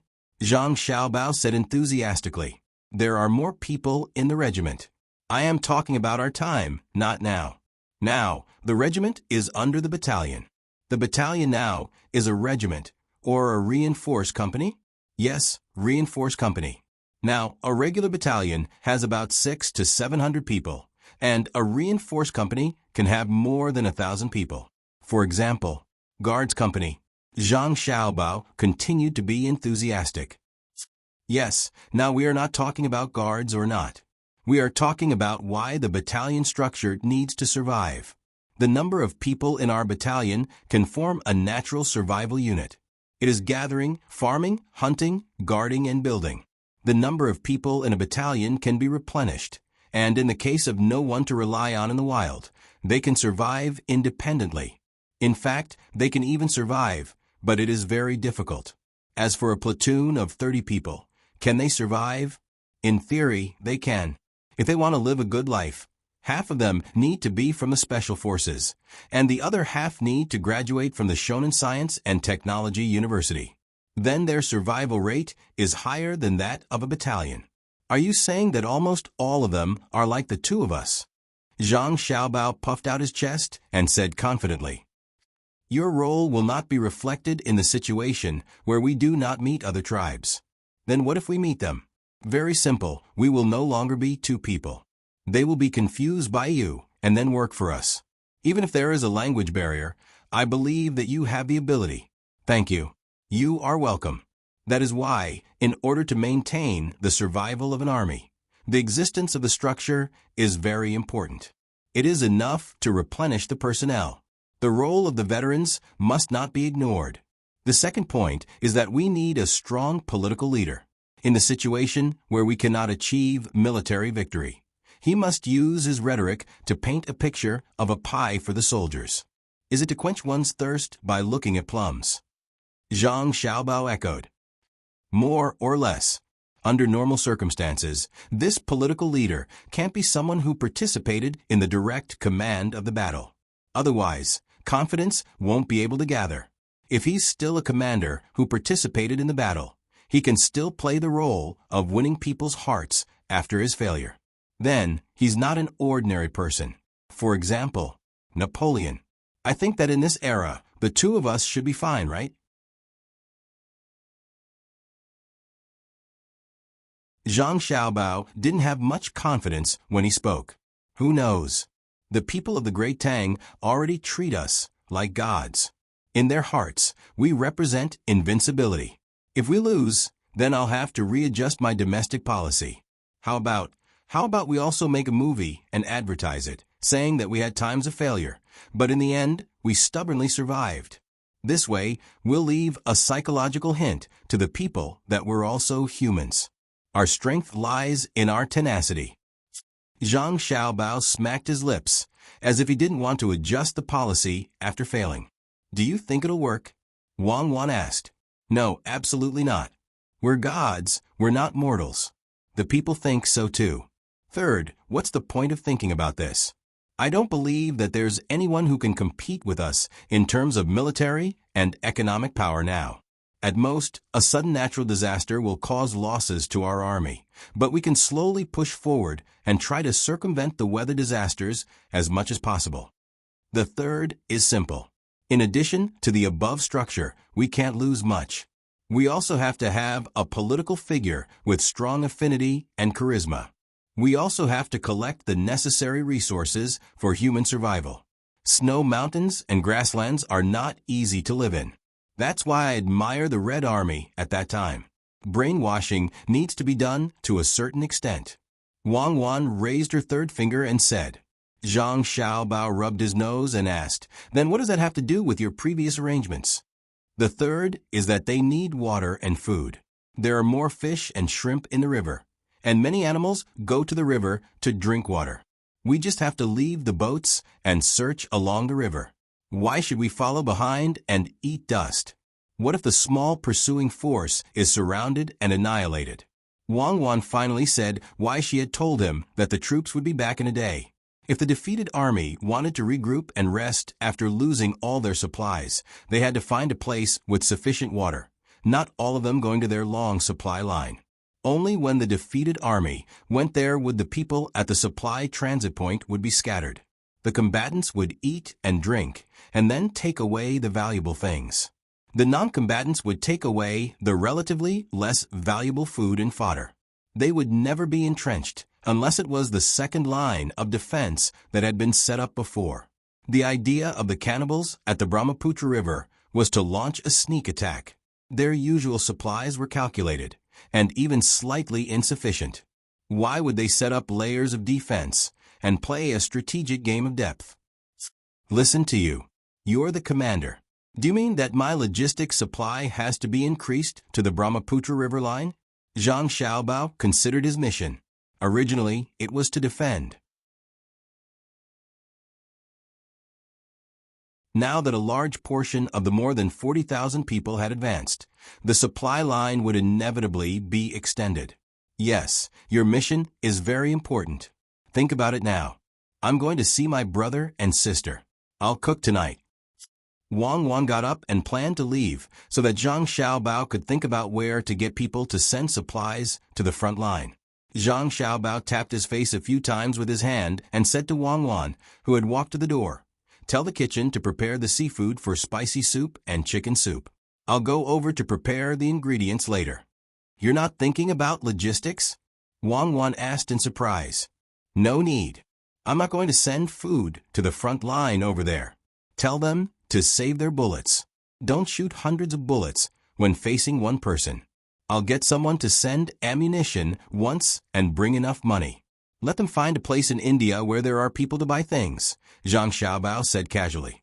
Wang Wan raised her eyebrows. "Buy? Yes, buy. If we encounter a large number of Indians, use our Tang Dynasty money to buy from them. The use of international currency will be perfectly reflected at this moment. Let them tell the Indians that if they don't want to use money to buy gold, they can go to Tang Dynasty to buy other things or wait for Tang Dynasty merchants to go over," Zhang Xiaobao said with certainty. Wang Wan thought about it and felt that it was possible. There might be people in Tang Dynasty who had never heard of countries like India or India, but the Indians would definitely have heard of Tang Dynasty. For the Indians, it was very cost-effective to exchange food for foreign currency. Usually, they would not be able to exchange their food for Tang Dynasty's money because Tang Dynasty did not lack food. Just as she was about to agree, Wang Wan suddenly thought of something very important and asked Zhang Xiaobao, "Are you sure they know about Tang Dynasty's money?" "It's fine as long as they know the Tang Dynasty's army. We don't have to print a batch of fake money for them. Now, that place is not completely under our control, right? And there are many people there, right?" Zhang Xiaobao said. "Where?" Wang Wan was confused. "Trust River," Zhang Xiaobao said. "Then it's called Indus River in our time. Do you think there are people there?" Wang Wan rolled her eyes at Zhang Xiaobao. Zhang Xiaobao did not blush at all.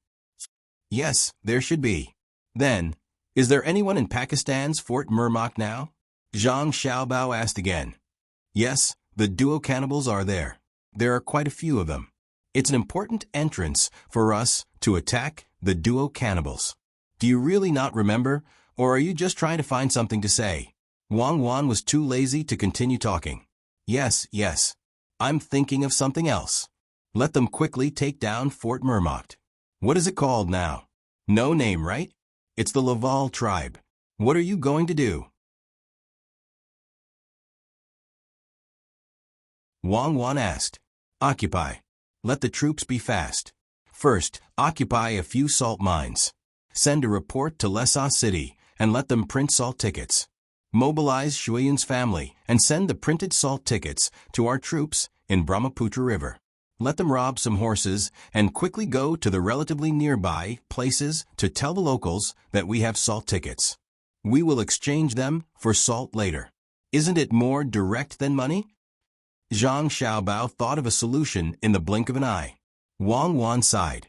She knew that the troops would be stationed there for a long time in the future. That was because the current Hindus did not know that the place Xiaobao wanted to occupy had several very good salt mines. Their salt mainly came from the original Tubo side, which was Qinghai salt. How much salt does that place have? It could be used to build roads. However, it was very expensive to bring it to India. How expensive was it? Salt itself was a currency, and its value was very high. Ever since her family occupied Qinghai Lake, she had made a lot of money just selling salt.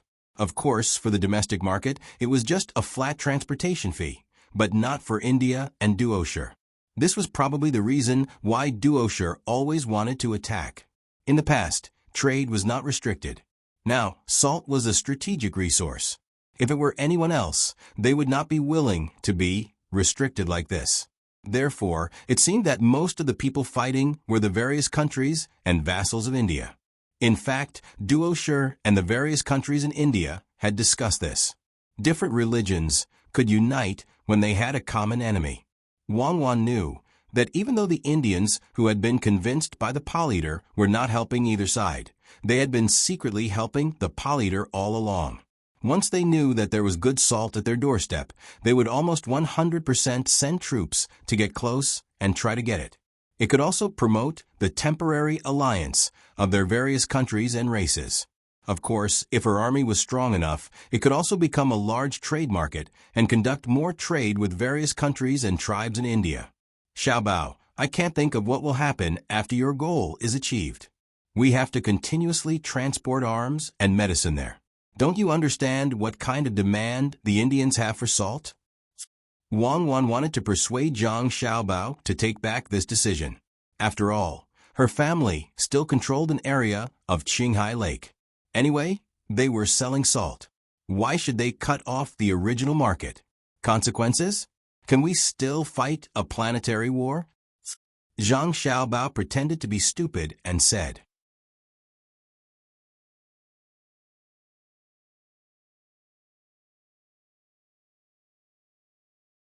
Chapter 1243.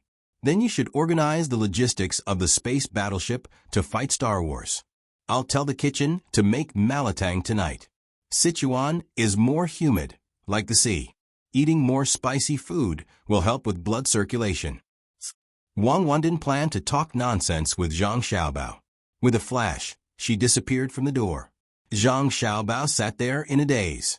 Suddenly, he got up and chased after her. As he chased, he shouted, "Wait for me, I'll go too. I have to tell the kitchen to prepare rice noodles. Just seafood malatang won't be able to fill my stomach." When he caught up with Wang Wan at the staircase, Zhang Xiaobao added, "Today's soup should be bland and less salt. We're not some Indian, Arabian, or polyglot. They shouldn't eat too much salt. They'll be thirsty." The problem is that they don't have salt. The drying method of sea salt hasn't been passed to them yet. You don't let their people get close. Say, they're stupid. Why don't they think of ways to learn from Japan and Xinhua? Didn't we have an alliance in the past? That time with Japan. Wang Wan felt that it was sad for a nation to be controlled by salt. In the past, we worked with many countries in the world. Have we learned all the techniques? How slow is it to directly dry seawater? How many of them know that they need to put in brine later? Let the people by the sea continue to boil salt and put a rope or something in a container. It's good to crystallize. Speaking of which, our people are the ones who are blessed. How much did salt cost when we came? How much does salt cost now? In daily life, other than water, the cheapest thing is salt. 1 copper coin is enough for a person to eat for half a month. This is because the transportation cost is high. Zhang Xiaobao recalled and felt satisfied. He continued to work hard to improve the living conditions of others. Then he sighed, "Salt is the root of so many racial wars." When Wang Wan arrived at the entrance of the kitchen, she stopped and admitted, "Indeed, there are many wars caused by salt. Wars between races, wars between religions, wars between countries, and wars between people. Food and salt are the most basic needs for survival. You can make the arrangements. At worst, we can increase the war investment and try to see if controlling a country's salt can stop its gradual rise. Don't always think about investing. There are returns.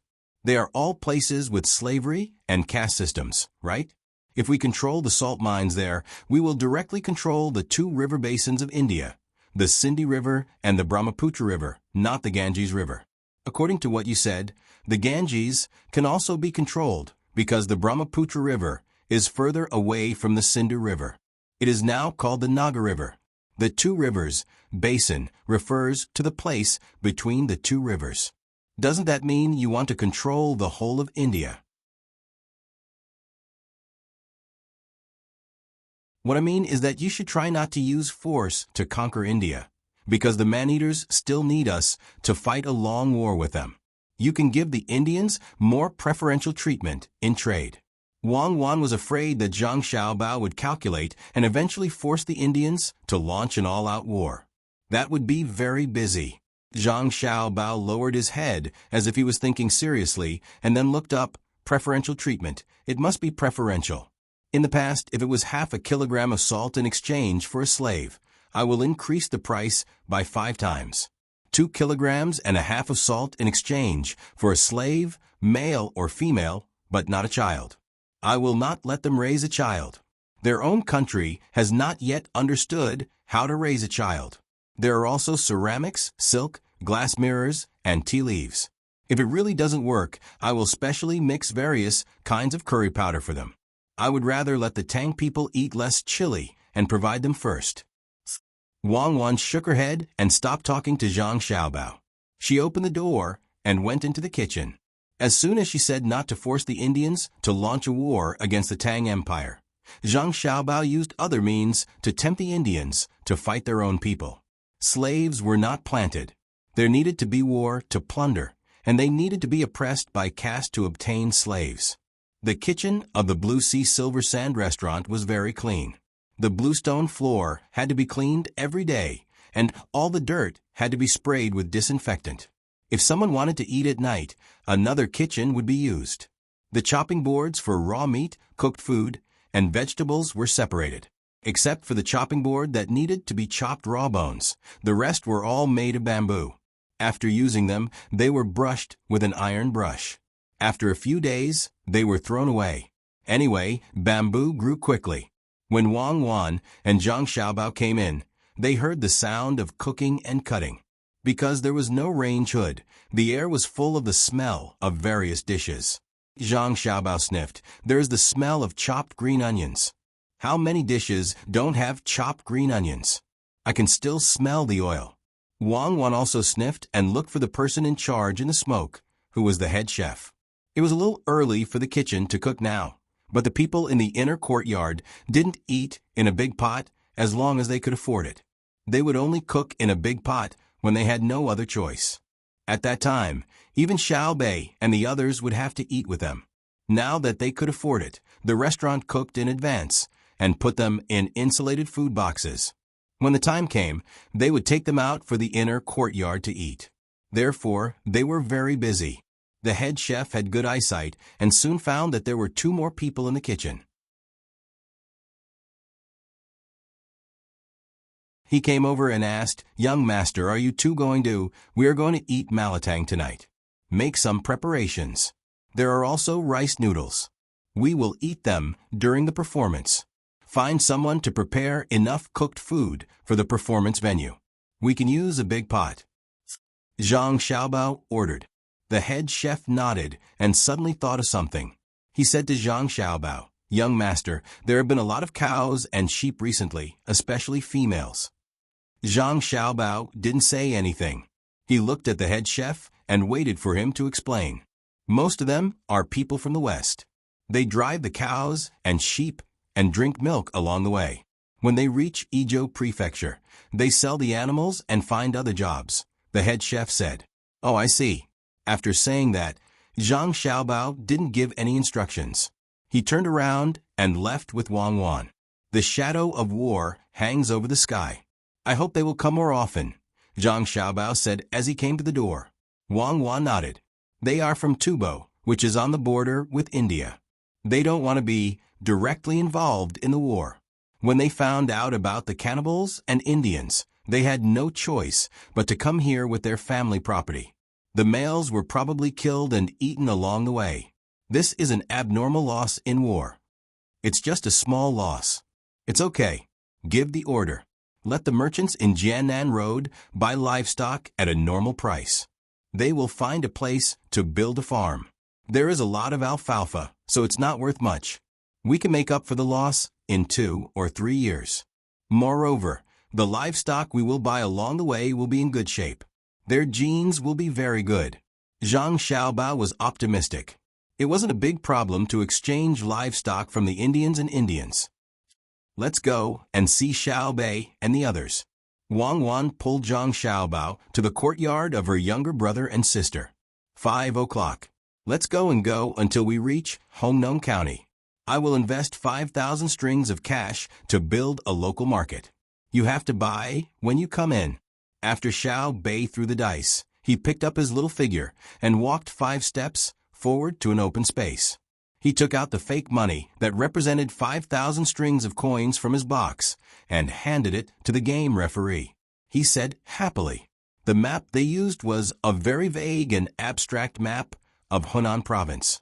It was much more profound than the Monopoly games played by ordinary children, but it was also much simpler than the games played by adults.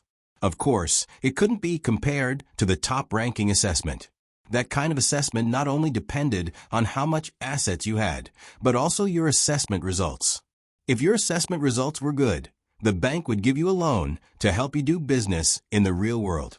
It was the same as when you came up with a plan and looked for venture capital. After Xiaobei finished speaking, the referee picked out a small model of the market from the box and placed it next to Xiaobei's little figure. The map was very big. It was 11 meters long and 5 meters wide. Otherwise, it wouldn't be able to cover the entire Hunan province. If the game didn't end today, they would remember the location and roll up the map.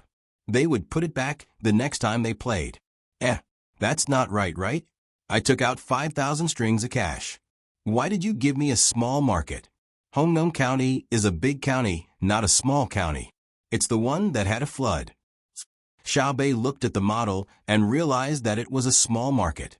She turned to look at the referee. The referee smiled and explained, "It's a small market. The price of the materials used to build the market has increased. It's mainly reflected in the cost of labor. Hongnon County used to be an important county where the army was stationed. It is now a Shan County and has a lot of farmland.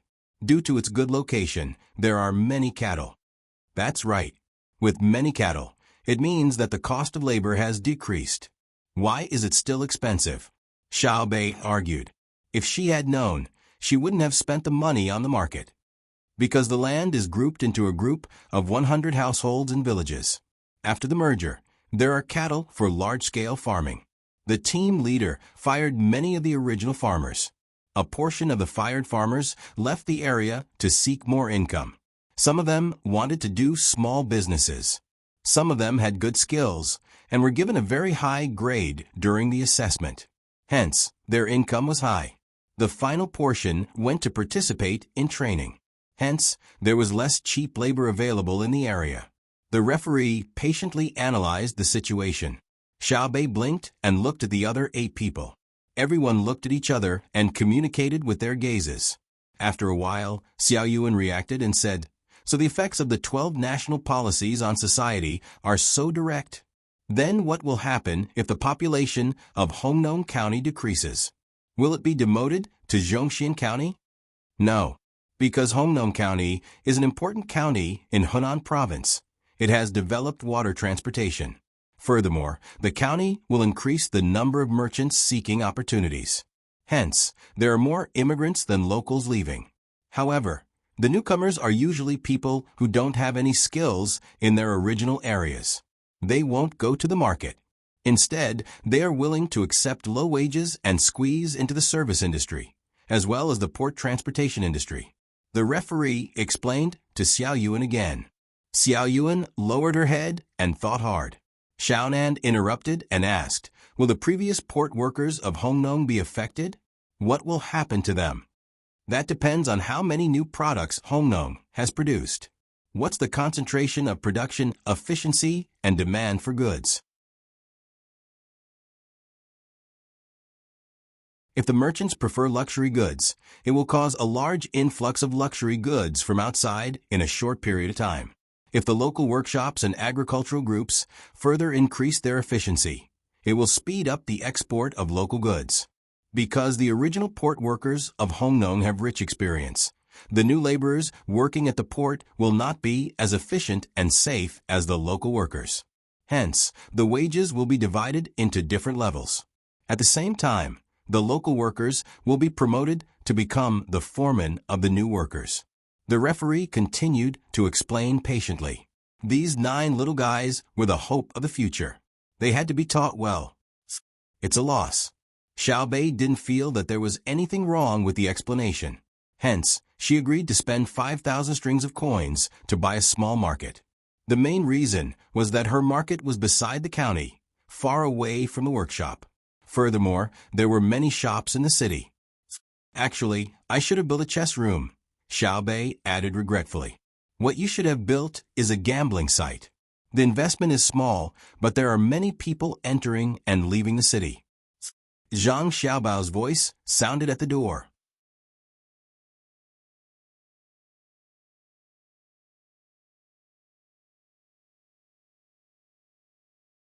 Chapter 1244. Xiao Bei looked back at her brother and sighed. Alas, there are 12 national policies. Everyone is anxious. It's hard enough to play games, but I don't know what it's like in real life. Just do what you're supposed to do. Let's take a rest. We'll leave the city in a while. There will be a good show tonight, Zhang Xiaobao said to his brothers and sisters with a smile. The little guys began to prepare. Zhang Xiaobao and Wang Wan also went back to their room to rest. Night fell as everyone was looking forward to it. Tens of thousands of Tang citizens who had passed the household registration verification came to the west side of Yizhou City. The stage was not facing one direction, but was surrounded by the crowd. It was a test of the actors' ability to control the situation. They had to take care of all aspects. There was an empty space in the crowd facing the north. Zhang Xiaobao and the others sat there and put the Malatang utensils on the rack. People in other places began to give out lunch boxes. There were no disposable plastic boxes. They were made of thin bamboo slices and could be used again after being cooked. 2 copper coins per serving was enough to cover the cost. As for the snacks, they were handed over to the local merchants to sell. They didn't care how much they sold them. While the host was still talking on the stage, the whole place was filled with the smell of food. Fortunately, the performers had eaten a little in advance. Otherwise, it was easy to not be able to continue the performance. Many people opened their lunch boxes and looked at the food inside, then closed them again and waited until midnight to eat. Although they had been informed that there would be a restaurant selling lunch boxes at night, and they had not eaten dinner, they could not bear to eat now. Otherwise, what would they do when they were hungry later in the night? The host was stirring up the audience's emotions. Seeing this, he pretended to be angry and said, "You look at me after looking at the lunch boxes. Do you think I'm a dish?" The crowd burst into laughter. "Okay, let me tell you. There will be a midnight snack. If you don't eat now, you won't be able to eat too at night. If you take it away, you'll have to pay for the lunch boxes. How about this? In order not to waste everyone's time watching the show, let's eat first. Before the actors appear on stage, I'll sing first. I'll sing a Jiangnan's Purple Bamboo song. I'll repeat it 20 times, and I believe you'll finish eating." The audience continued to burst into laughter. They had never seen the same performance before. In the past, when they had seen a song and dance performance, it was very serious. Whether it was singing or dancing, it was all methodical. The noble mood made the audience full of admiration for the actors. Only when they were listening to storytellers in the tea house would they relax a little. Therefore, when it came to people who sang and played on the stage, they wanted to listen but were also restrained. When they finished listening, they felt that their souls had been washed away. However, if they wanted to feel happy, they needed to flatter others afterwards. There was no such thing on the spot. Zhang Xiaobao and Wang Wan naturally knew what the audience wanted. When it came to elegance, the two of them knew it. Moreover, they could arrange it very well, ensuring that the atmosphere of the venue, as well as the actors' expressions and professionalism, would allow the audience to understand the artistic conception of spring and snow. However, even after the commoners comprehended it, they still didn't gain anything. They couldn't possibly learn it so professionally. Therefore, the two of them began to use the performance method they had at that time. In fact, it evolved from the form of the northeastern two-people rotation. Some people said that two-people rotation evolved from the beggar's method of falling lotus. In any case, regardless of the origin, this method was chosen because it was closest to the commoners. It refined the singing and communication of folk songs, forming an all-round contact and interaction with the commoners from language to dance to musical instruments. During the performance, the actors showed self-deprecation, ridicule, commoner thoughts, carefree, and acknowledgement of the reality of society and unyielding. This was the portrayal of the soul of every normal commoner. Therefore, when it came to the two of them, all the performances and programs were in this style, even if it was a gala on CCTV. But they also understood that at that time, not everyone liked it. A small number of people were unhappy when they saw it. One was people who were criticized by the content of the program, such as officials. The other was a small number of people who lived at the top of the pyramid. They hoped to hear an aria from an opera, to see the fingertips glide over the 88 black and white keys, and then they would squint and think with enjoyment that this was the Ninth Symphony.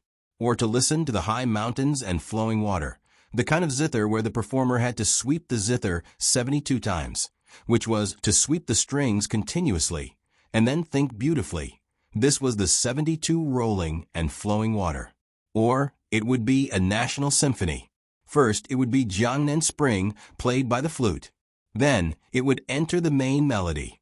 When it heard the part about the forced marriage, it could even hum in its heart, Duoshi Laudo, Sua, Duoshi Laudo, Lai Lai Lai Lai Lai. But which commoner would have the time to remember that the sound that appeared was a horn? Who would care about the change in tone of the main spin during the butterfly transformation? The commoners would usually hum a few lines of the main melody and sing the lyrics. The green grass is green and the blue flowers are in full bloom. If it was the zither, the commoners were more willing to use it as a companion and sing the song, Swallows Fly Together, which was sung by the very famous Qian Xuesen and his wife, Jiang Ying, when they were childhood sweethearts. Zhang Xiaobao and Wang Wan also liked it very much. Occasionally they would sing, Swallows Fly Together. The picturesque railings are quiet in the evening breeze. Now Zhang Xiaobao and Wang Wan had their family, who were in charge of entertainment, learn elegant and popular ways. If there were people who needed elegance to eat in a restaurant, they would let them experience this kind of atmosphere. Of course, being elegant also meant that the price was high. Moreover, the restaurant also specially provided a venue for the guests to enjoy a Western symphony. There were pianos and so on, but they had only practiced for a short time, only 7 or 8 years. The problem was that the guests did not know what a rhapsody was, so it was fine if they did not play it.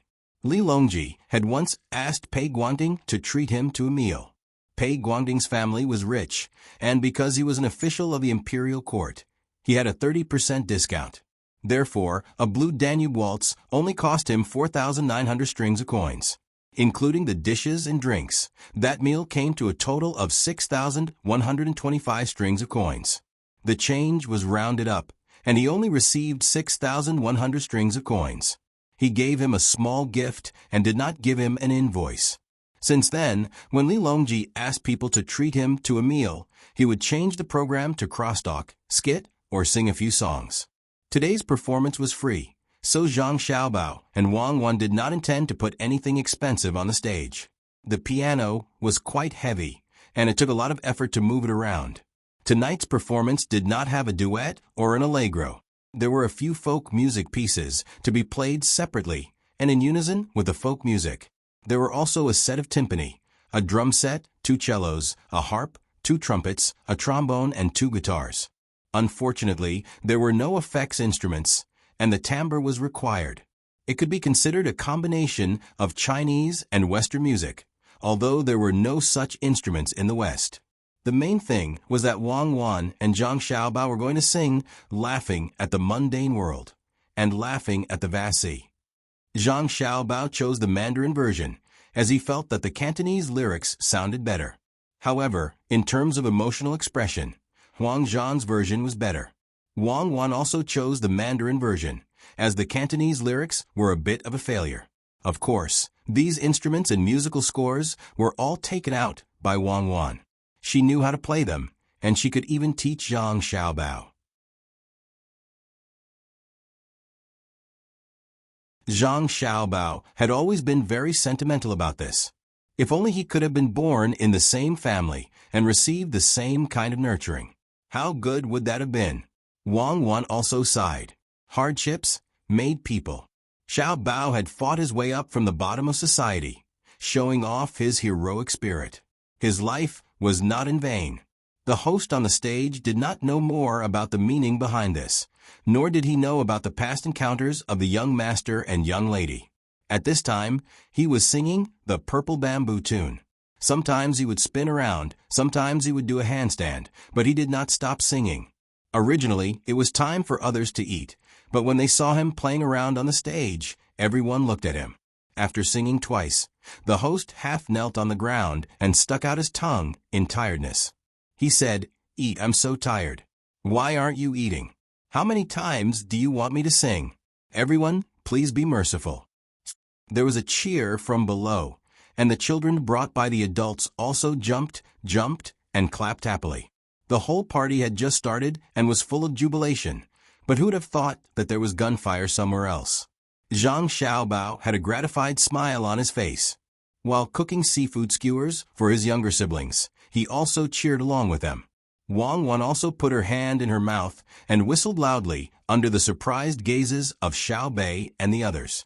Then Xiao Bei and the others understood.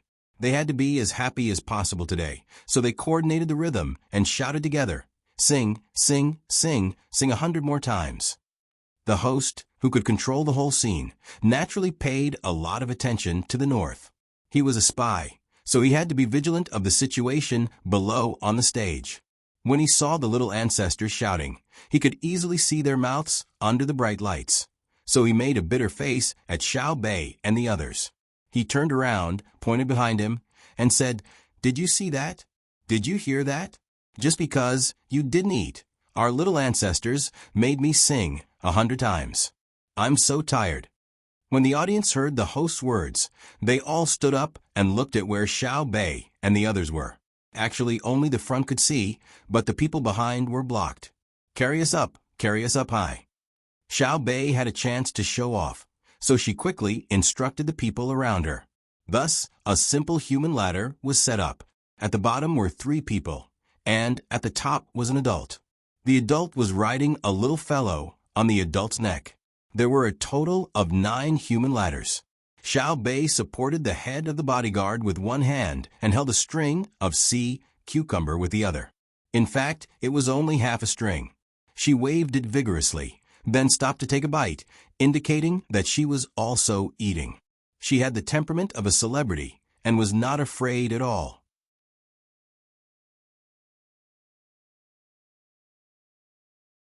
Xiao Yuan and the other 8 people were much worse than Xiao Bei. They could only wave their hands and did not do anything else. When Xiao Bei finished eating half of the sea cucumber, she finally got someone to put her down. The audience was excited and sat back down after a while, burying their heads in eating. They were indeed hungry.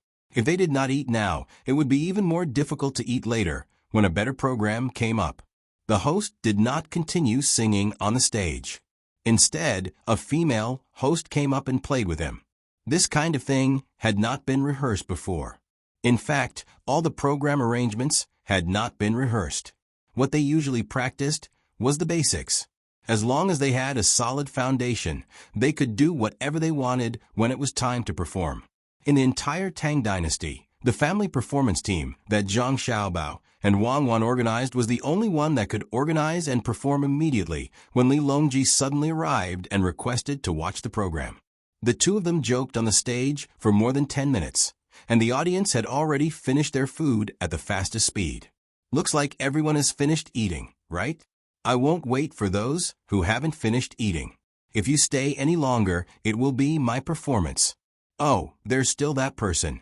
All right, let's watch the first program. A famous beauty from Tang Dynasty will perform a song and dance for everyone. Xiao Hongchun, please take the stage. After the host finished his speech, he was the first to applaud. The audience did not know who it was, nor did they know who Xiao Hongchun was, but they still followed suit and applauded enthusiastically. You're tuning in to the Echo Reads YouTube channel. Don't forget to subscribe and join us on this journey to catch the most captivating stories.